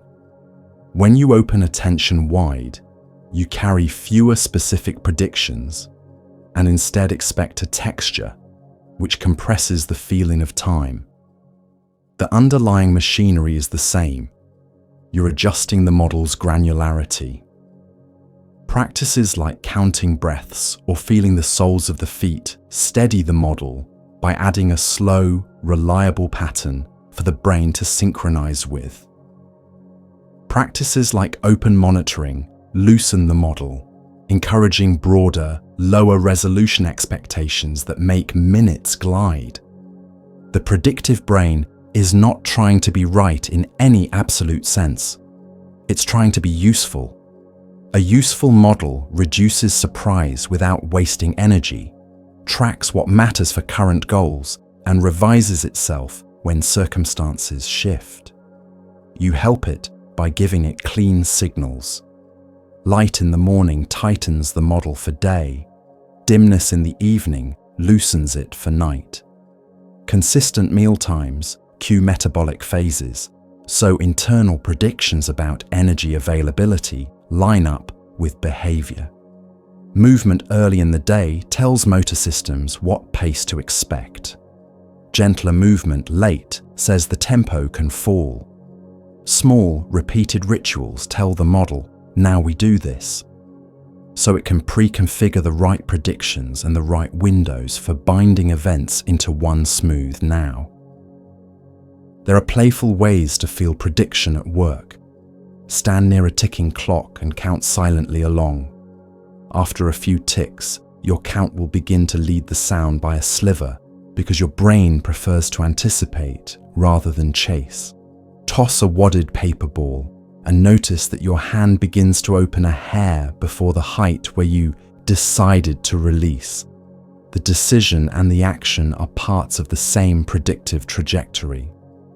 Listen to a familiar song that pauses unexpectedly before the chorus. You'll feel your chest and face ready for the lift in advance, an embodied prediction arriving to meet an absent note. When the chorus drops, the relief you feel is the prediction error collapsing to zero and the model smiling, if it could, at its own competence. Sometimes the kindest thing you can do for prediction is to make the next now small. When you are overwhelmed, shrink the horizon to the next breath, the next reach, the next sentence. By doing so, you offer the model a scope it can master, which lowers error and calms the system. When you are understimulated, widen the horizon to include a new texture or question. In both cases, you're tuning the forecast to the weather. The brain will keep leaning into the immediate future either way. You're choosing how far and how finely it reaches. Over hours and days, the accuracy of these small forecasts adds up to a feeling of continuity. You stand up, and the floor is where you expected, A voice begins, and the syllables arrive on time. A kettle clicks, and steam answers. The river of experience looks smooth, because beneath the surface, the mind is constantly placing small stones ahead of your feet, each one a guess about what the water will do next. Most of the time, the guesses are good enough that you barely notice the laying of stones. You simply feel that life joins itself together. And when a stone is misplaced and a splash wets your ankles, the model learns, shifts its hand a little, and prepares to set the next one closer to where the current is quietly pointing. Night folds over the senses like a soft curtain, and the show continues behind it. As eyes close, the boundary between waking and sleeping thins into a shimmering threshold. Here, in that first tilt of consciousness, images loosen from their anchors. A door that never existed opens onto a beach you recognize. A word stretches until it becomes a bell. A face dissolves into a pattern of light. This is the drowsy frontier, where thoughts are still yours but behave like weather, hypnagogia, brief, flickering scenes that announce the brain is shifting its way of keeping time. External clocks recede, internal rhythms take the stage. You no longer measure minutes by the sun or the phone. You measure them by pulses of neurons syncing and separating, by tides of chemistry rising and falling, by stories assembling themselves in the dark. The descent continues. The first layer of sleep is light and delicate, like standing in shallow water and feeling waves curl around your ankles. Sounds still reach you. A name spoken softly might tug you back, and yet something essential has turned inward. A little deeper, and the brain throws up shields, the famous sleep spindles and K-complexes, brief bursts that gate the outside world, saying, "Let me keep this quiet pocket." Time here becomes soft clay.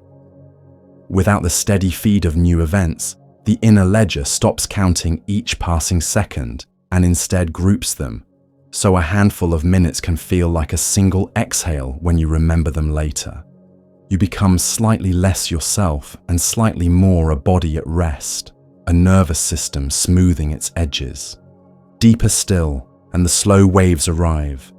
Large, rolling swells that sweep across the cortex in measured procession. This is deep sleep, the body's long exhale. Muscles unclench, heartbeats lengthen, temperature dips, and the brain's activity becomes oceanic, rhythmic, unhurried. In these broad troughs, time feels like distance rather than sequence. You do not sense seconds, you sense span. The archivist of memory, busy all day, hands its bundles to long-term stores while the hippocampus plays compressed replays, little bursts as if the day were a film sped up, teaching the cortex what to keep. While this transfer happens, the night crew tidies the aisles. Slow waves drive a pulsing wash through the brain's channels, clearing metabolic clutter, as if the library opened windows and let a cool current sweep the dust away. You sleep, and the world goes on, but your timeline rests its pen. Then, in cycles, the story changes. The eyes twitch under their lids. The muscles go safely still. The body setting gentle restraints so imagined movements don't become real ones. Inside, the stage lights come up on a different kind of theatre. Rapid eye movement, the land of vivid dreams. The logic of daylight loosens its grip. Emotional colour saturates. Memory threads, fresh and old, are braided into scenes.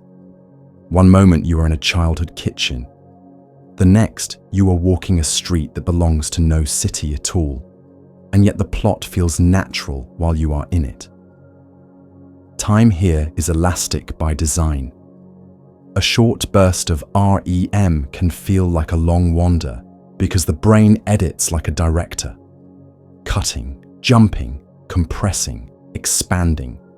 So narrative distance no longer maps to clock duration.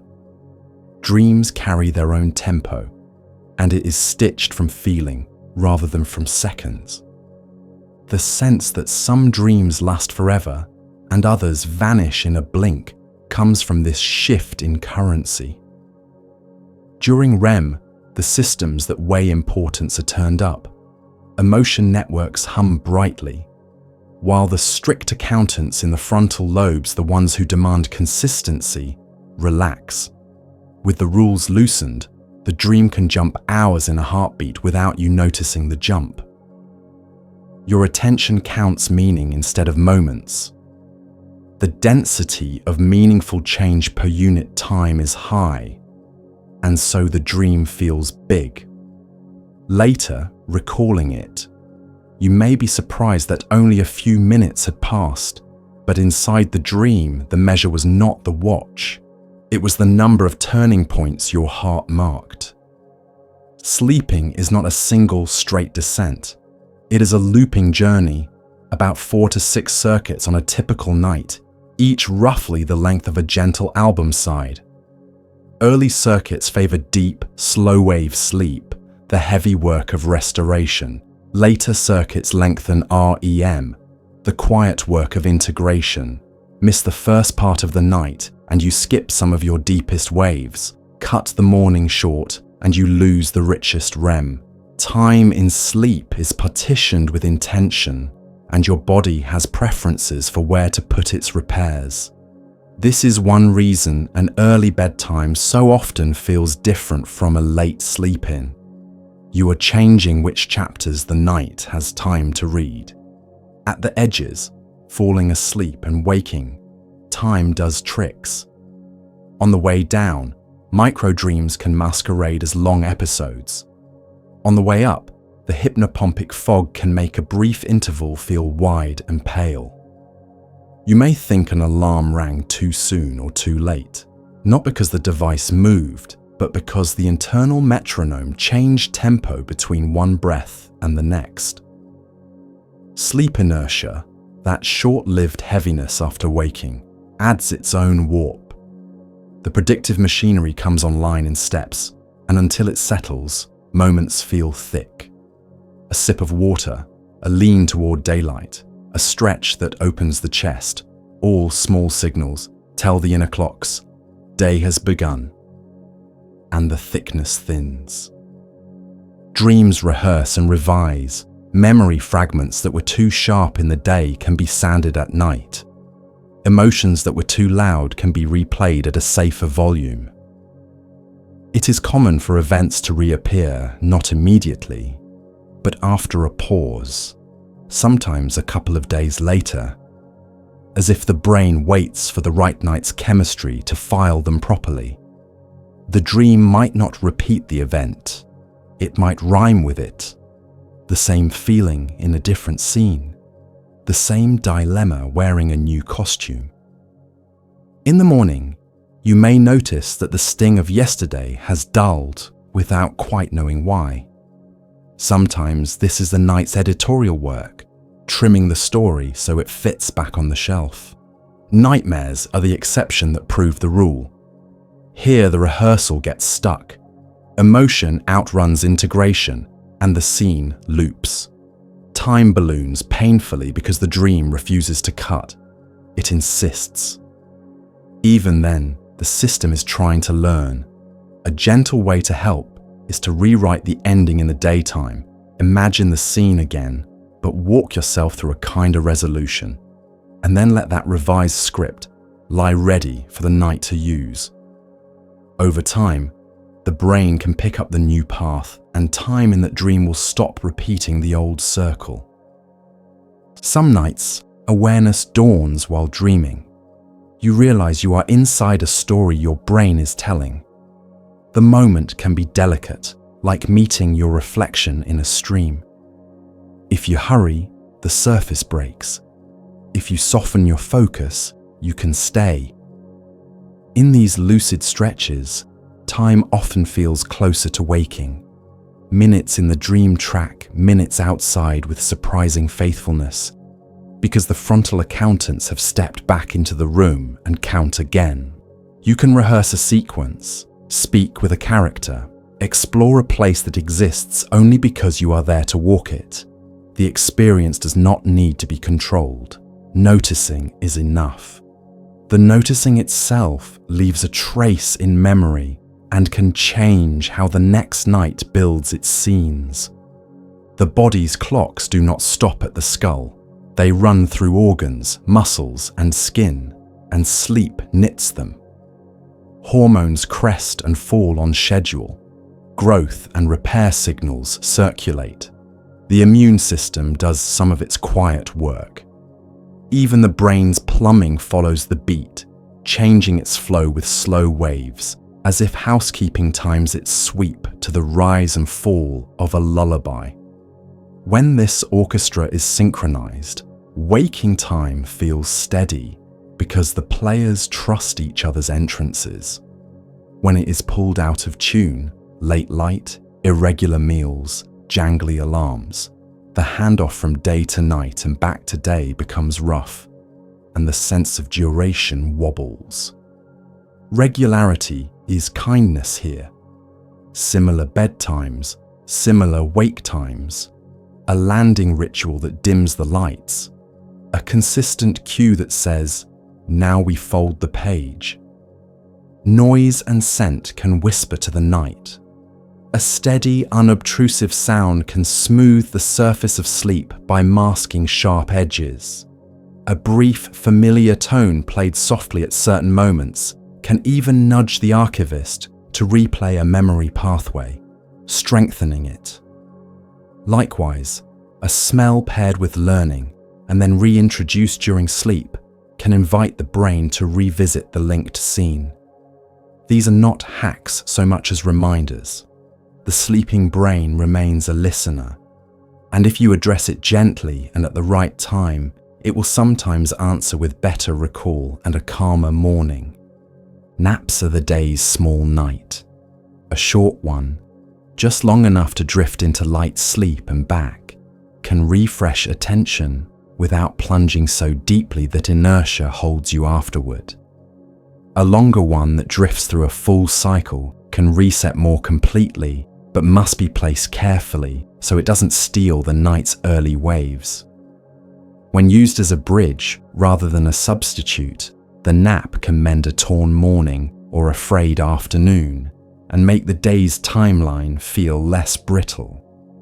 The oddities of sleep, false awakenings, sleep paralysis, the sense of hearing your name in a room where no one is, often live at thresholds.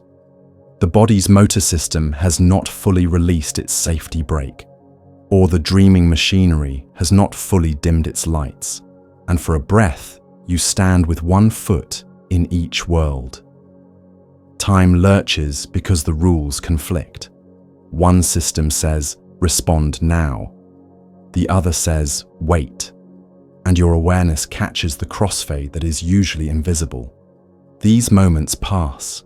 Reassurance is medicine, a slow exhale, a reminder that the brake will release, that the lights will change scenes, and that the sensation is a sign of transition, not of danger. As sleep proceeds through its cycles, the brain keeps a private calendar. Early in the night, it tends to bodies, later to stories. Early, it empties pockets. Later, it rewrites chapters. The proportions change with age. Children swim in slow waves and vivid morning REM. Older adults see the waves thin. But the principle remains. The night divides its hours according to what needs doing. You cannot force its schedule, but you can make space for it. Protect the first act if you need restoration. Protect the last act if you need integration.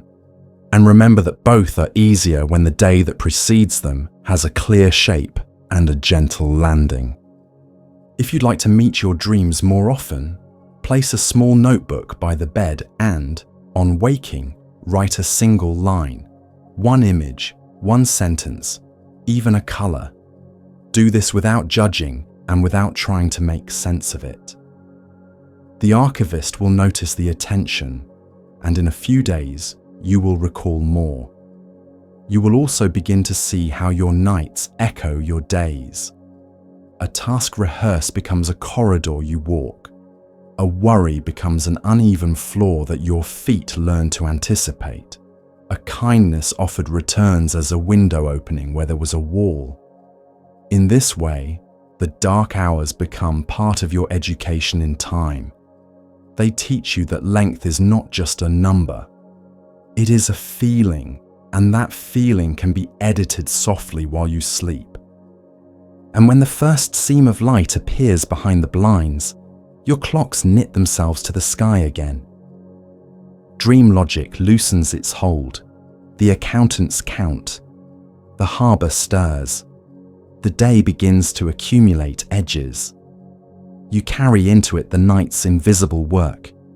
Repaired tissues, calmed echoes, a few new shelves in the library, a freshly drawn map for the corridors you'll walk. Somewhere inside, the part of you that keeps time without a dial, notes the handover and sets the next rhythm. Ready to measure the hours ahead by the changes you invite and the pauses you protect as the story quietly turns its page to what comes next. Time is not only inside the skull, it is braided through families, languages, cities, and the invisible agreements that tell us when to wake, eat, work, meet, and rest. You carry a private rhythm, your chronotype, and you also live inside public rhythm, your culture's calendar and tempo. Where those two rhythms harmonize, days feel humane. Where they clash, hours rub like a shoe that almost fits. One person's dawn is another's midnight in the bones. The early riser feels possibility collect on the windowsill at first light. The night-leaning mind hits its stride as the world falls quiet. Neither is a flaw. Both are expressions of a biological preference shaped by genes, age, hormones, light history, and the demands your life has placed on you. Children tend to wake early, adolescents slide later. Many adults drift back toward earlier schedules with age, and across all of it, seasons and latitude pull the curtain of daylight forward and back. Your inner clock negotiates with all of this, asking each morning, where in the day will we put our brightest hours? Cultures answer that question with tradition and design. In some places, the brightest hours belong to family and neighbours before work begins. In others, to high-focus tasks the minute the laptop opens. Some communities build a long pause after lunch, a deep, communal exhale that acknowledges the body's natural dip, while others stack the day straight through and pay for it with a thicker evening slump. In some places, a meeting at 9 means 9. In others, it means after we greet properly and the room warms to conversation. Neither approach is inherently better. They optimize for different goods, precision and coordination on the one hand, relationship and flexibility on the other. You can feel the difference in your body. Under a tightly clocked schedule, minutes snap like links. Under a relational schedule, time flows like a river that sometimes lingers in eddies and sometimes runs fast. In one, you trust the plan. In the other, you trust the people. Most of us need both trusts and live in the tension between them. Your chronotype is the lens through which you experience these norms.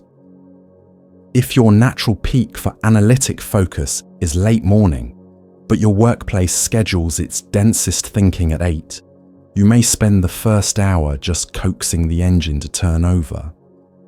If you are an evening-strong writer in a dawn-centric city, inspiration may arrive when the cafes have already closed. This mismatch has a name: social jet lag, the drift between the clock your biology keeps and the clock your obligations set. You don't need a plane to feel it. You just need a weekend that slides late and a Monday alarm that snaps early. The effect is not only yawns, it is a subtle fraying of attention and mood, a sense that your days are out of phase with themselves. Small adjustments help.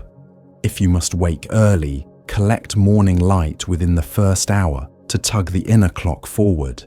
If you must stay late, guard dimness before bed so the night can deepen.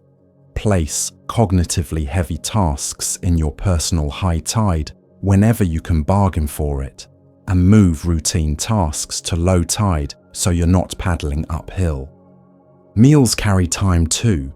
The first calories of the day tell liver and gut clocks that production has begun. The last meal tells them when to wind down. Cultures embed this in custom. Breakfast markets opening in blue light. Family dinners that stretch and weave community. Fasts that shift and sanctify the hours. Move your meals wildly across the week, and your peripheral clocks drift from the central one. Keep them roughly steady, and the orchestra finds its cue with less noise. If your evenings run late, because that is when your people gather, soften the metabolic load by front-loading more of the day's energy earlier and letting the late meal be lighter. If your morning starts slow, a warm drink and a few minutes outside can lift the curtain gently without a jolt.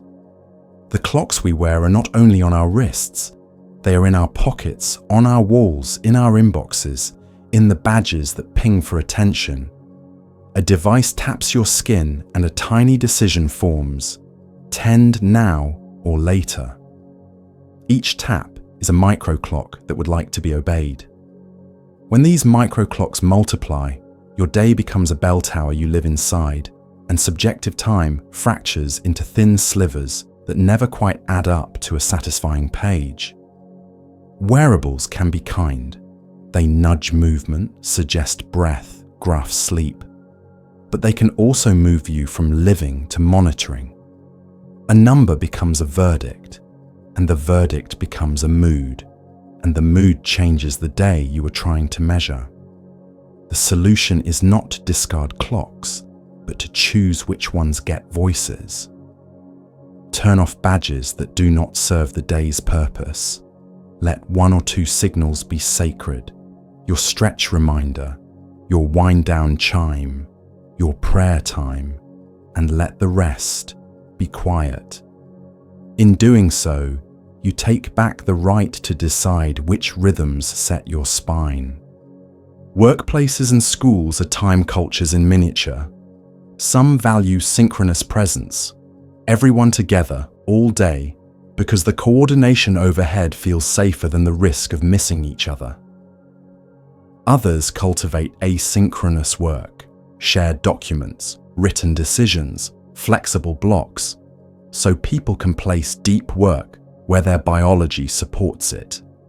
If you have any say, protect at least one block in the day when notifications are shelved, and you can stay with a single thread. Even 90 minutes protected can restore a sense that time has texture. If you manage others, remember that granting small latitude, a later start for a late chronotype, a walking call for a restless one, often returns more clarity than it costs. People perform better when their inner clocks are treated as assets instead of inconveniences. Religious and communal calendars are timekeepers too. Weekly days of rest, daily moments of prayer, seasonal fasts and feasts, New Year rituals. They are metronomes that pull attention from the tyranny of the immediate to the wider arc. A Friday pause, a Sabbath hush, a dawn call across rooftops, a candle lit at dusk, each says, time belongs to more than productivity. These acts help memory and meaning align with the day. They add landmarks that keep weeks from flattening into a grey strip.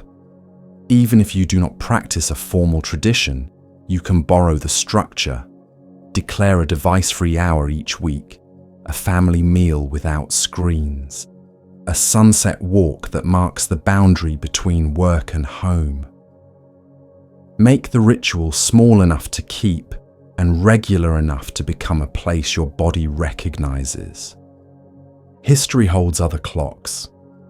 Before industrial schedules tightened, many people slept in 2 chapters with a wakeful interlude in between. A first sleep, then an hour or 2 of quiet wakefulness, then a second sleep. The night had a middle meadow for prayer, talk, or a few pages by candle. We may not return to that pattern, but it reminds you that what feels natural is often what is currently convenient. Factories wanted uniform time. Trains wanted continental time. Now servers want 24-hour time. You live under these inheritances.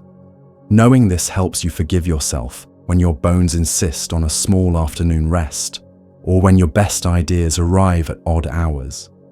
Bodies remember older clocks, even as cities teach new ones. Geography sculpts time gently, but relentlessly. Near the equator, day length barely moves. Routines can be steady year-round. Farther from it, the sun rights with big gestures. In winter, daylight may feel like a rare coin you pocket carefully. In summer, evenings stretch and encourage late, convivial rhythms. If you can, change your schedule with the sky. In darker months, front-load light and movement. In bright months, protect an hour of dimness so night can arrive. Indoors, use light as a tool. Bright, cool light in the morning room. Neutral midday, warm, low light after dusk. Light tells every clock in you what season of the day it is, and when light and intention agree, the next hour answers with more calm. Social expectations about punctuality and pace are learned accents of time. In some places, arriving early is a courtesy.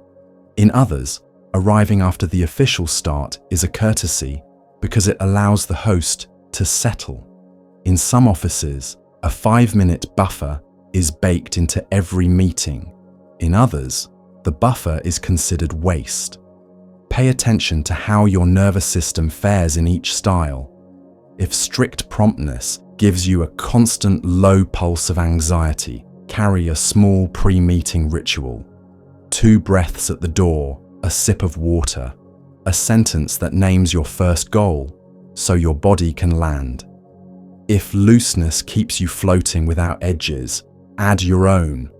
Set a personal start and end, even if the room doesn't, and honor them quietly.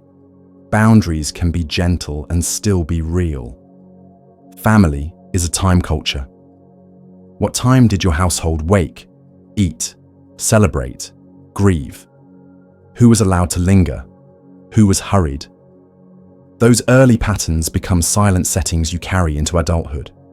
You can keep the parts that help and rewrite the parts that chafe.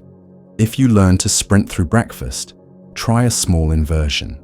Sit for 2 minutes with the cup before you sip. If you learn that nights were for worry, give the last 10 minutes to a page of fiction and a shorter list.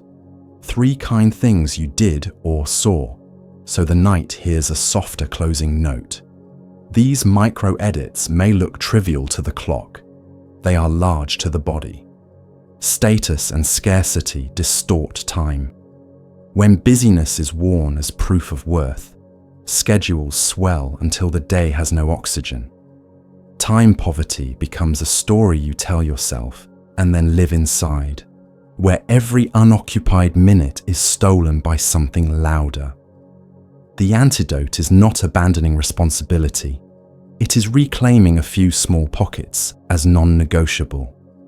A protected lunch away from screens, a mid-afternoon walk around the block, a 15-minute white space after the last meeting, items on the calendar with the same dignity as any appointment. If someone asks, these are not free, they are held.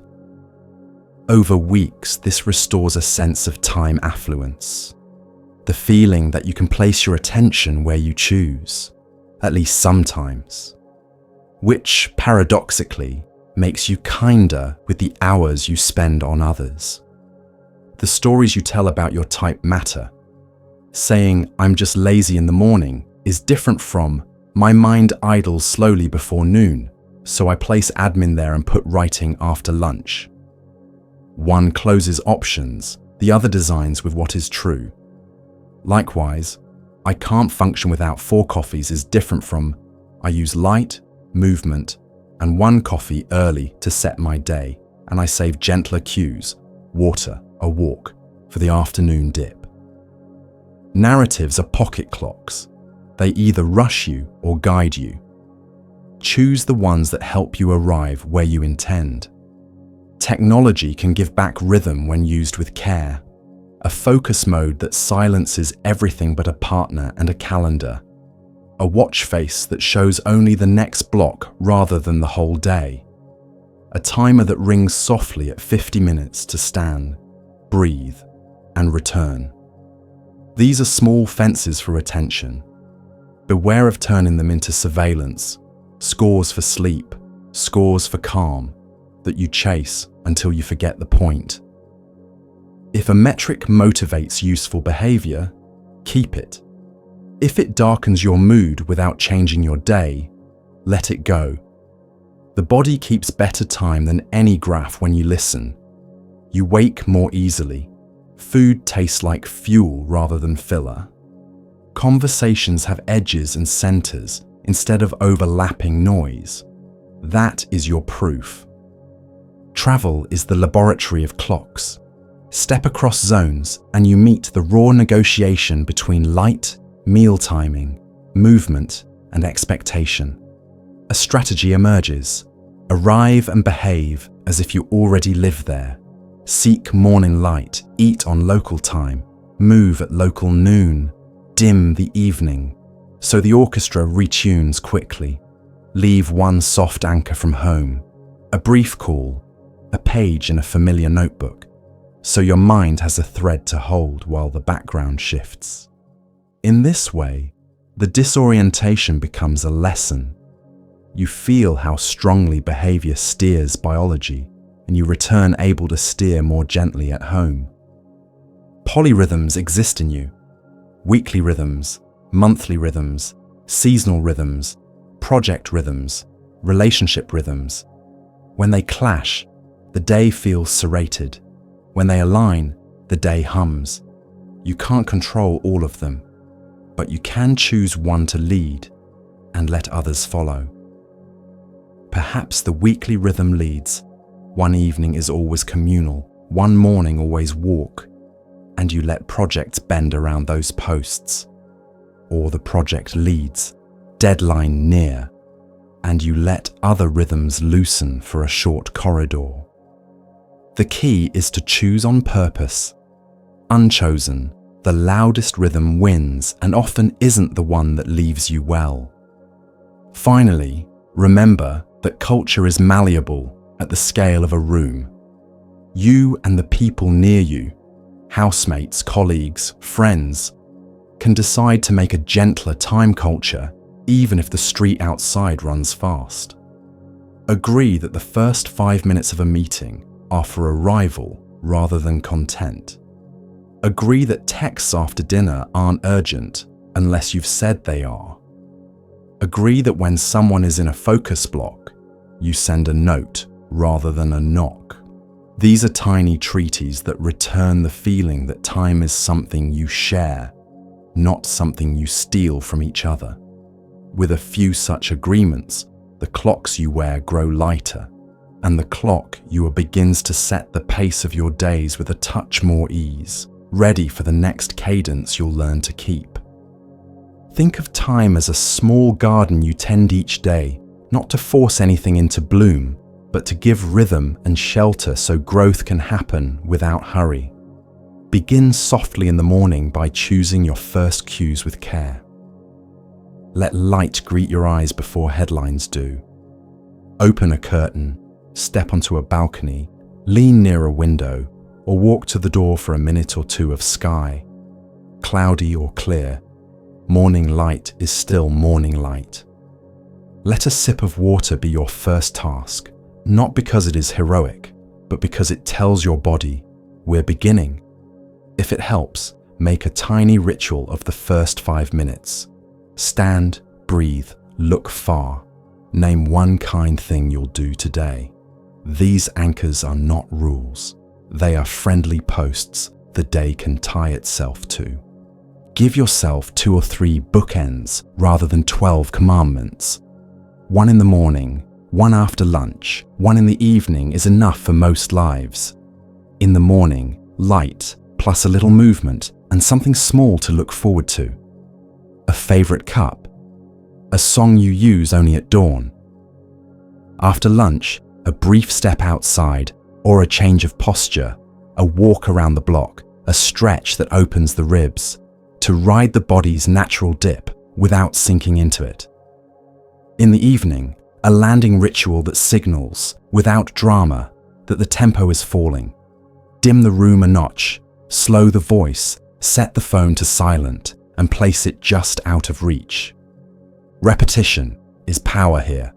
Consistency teaches the inner clock what comes next, so it can prepare rather than react. Light is the most persuasive gardener you have. If you want your rhythm to drift earlier, collect more light in the first half of the morning and protect dimness in the last hour before bed. If life requires later evenings, avoid blasting yourself with bright screens at night and still give morning some daylight to keep the orchestra together. Indoor light can be tuned. Bright, cool light where you start the day. Gentler, warm light where you end it. A lamp on the floor pointed up will feel brighter than a ceiling lamp pointed down. It's a small trick that can make mornings friendlier without being harsh. Movement is a clock as much as a habit. You don't need punishment to reset your day. You need rhythm. A short walk right after waking says we're on, and a stroll in late afternoon raises body temperature just enough that it can fall again toward night. If you like structure, pick a short sequence you can do anywhere, 3 stretches and 10 slow squats, or simply walk to the corner and back while noticing 5 new things each time. Save vigorous, competitive effort for earlier hours when possible, and let evening movement be gentler.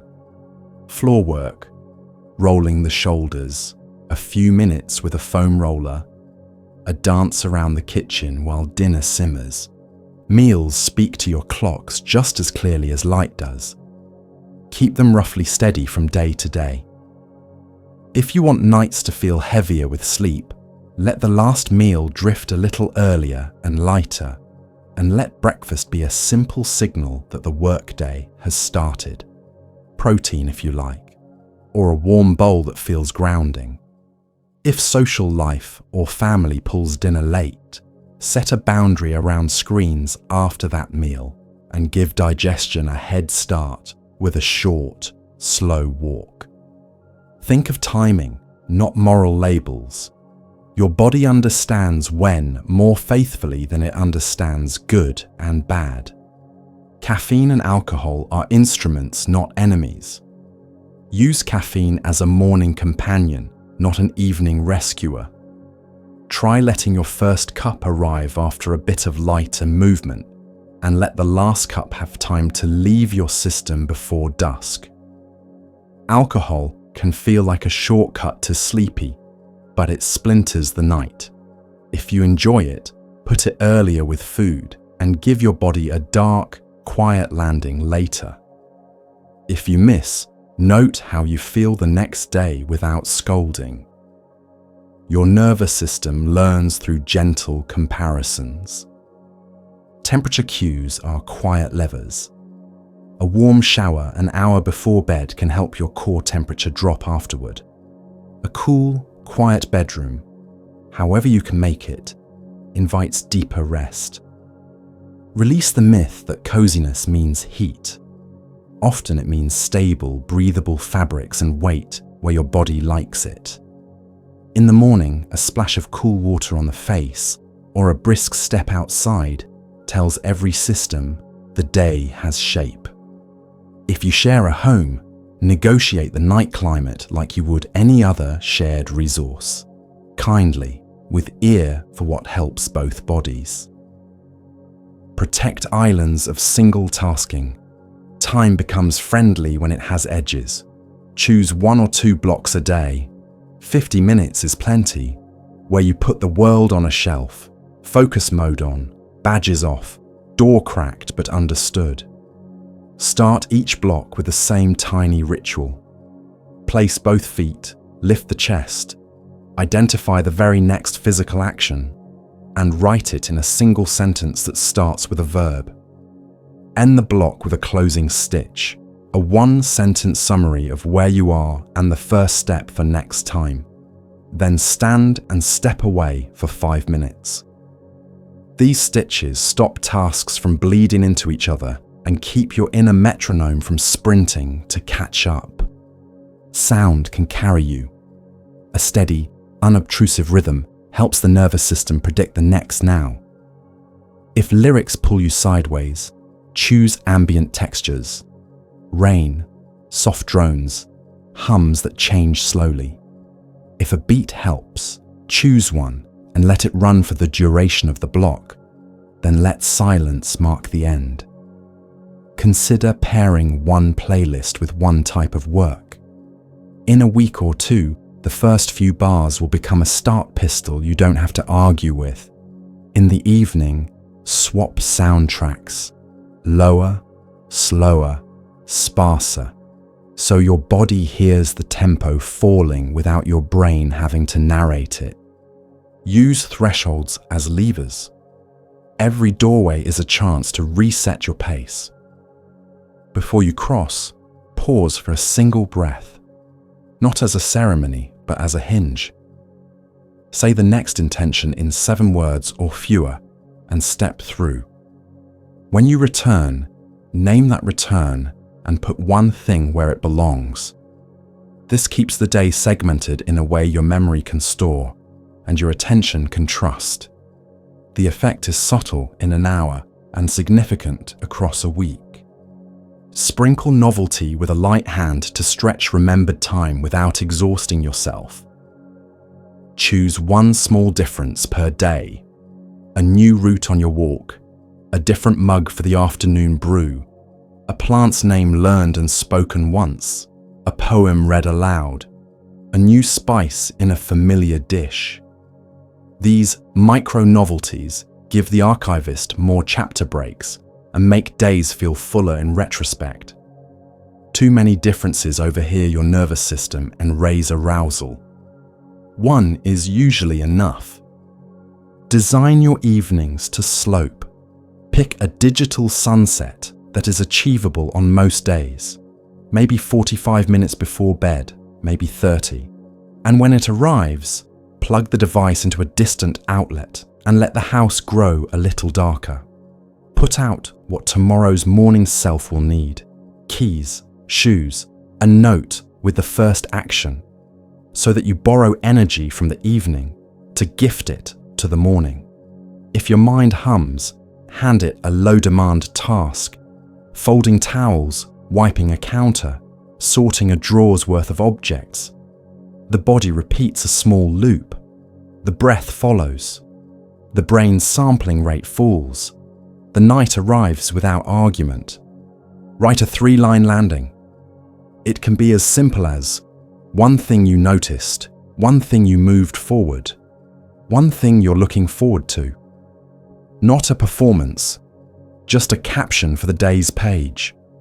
This gives memory a peg to hang the day on and gives the night permission to continue the work without you. Sleep is the most powerful clock whisperer you have. A brief, consistent handoff eases its job. Choose which clocks get a voice. Decide whose alerts can always reach you and let the rest wait. Arrange your home screen so the first glance shows time and next tasks rather than bazaars of possibility. If numbers soothe you, track 2 or 3 that lead to behaviors you actually want.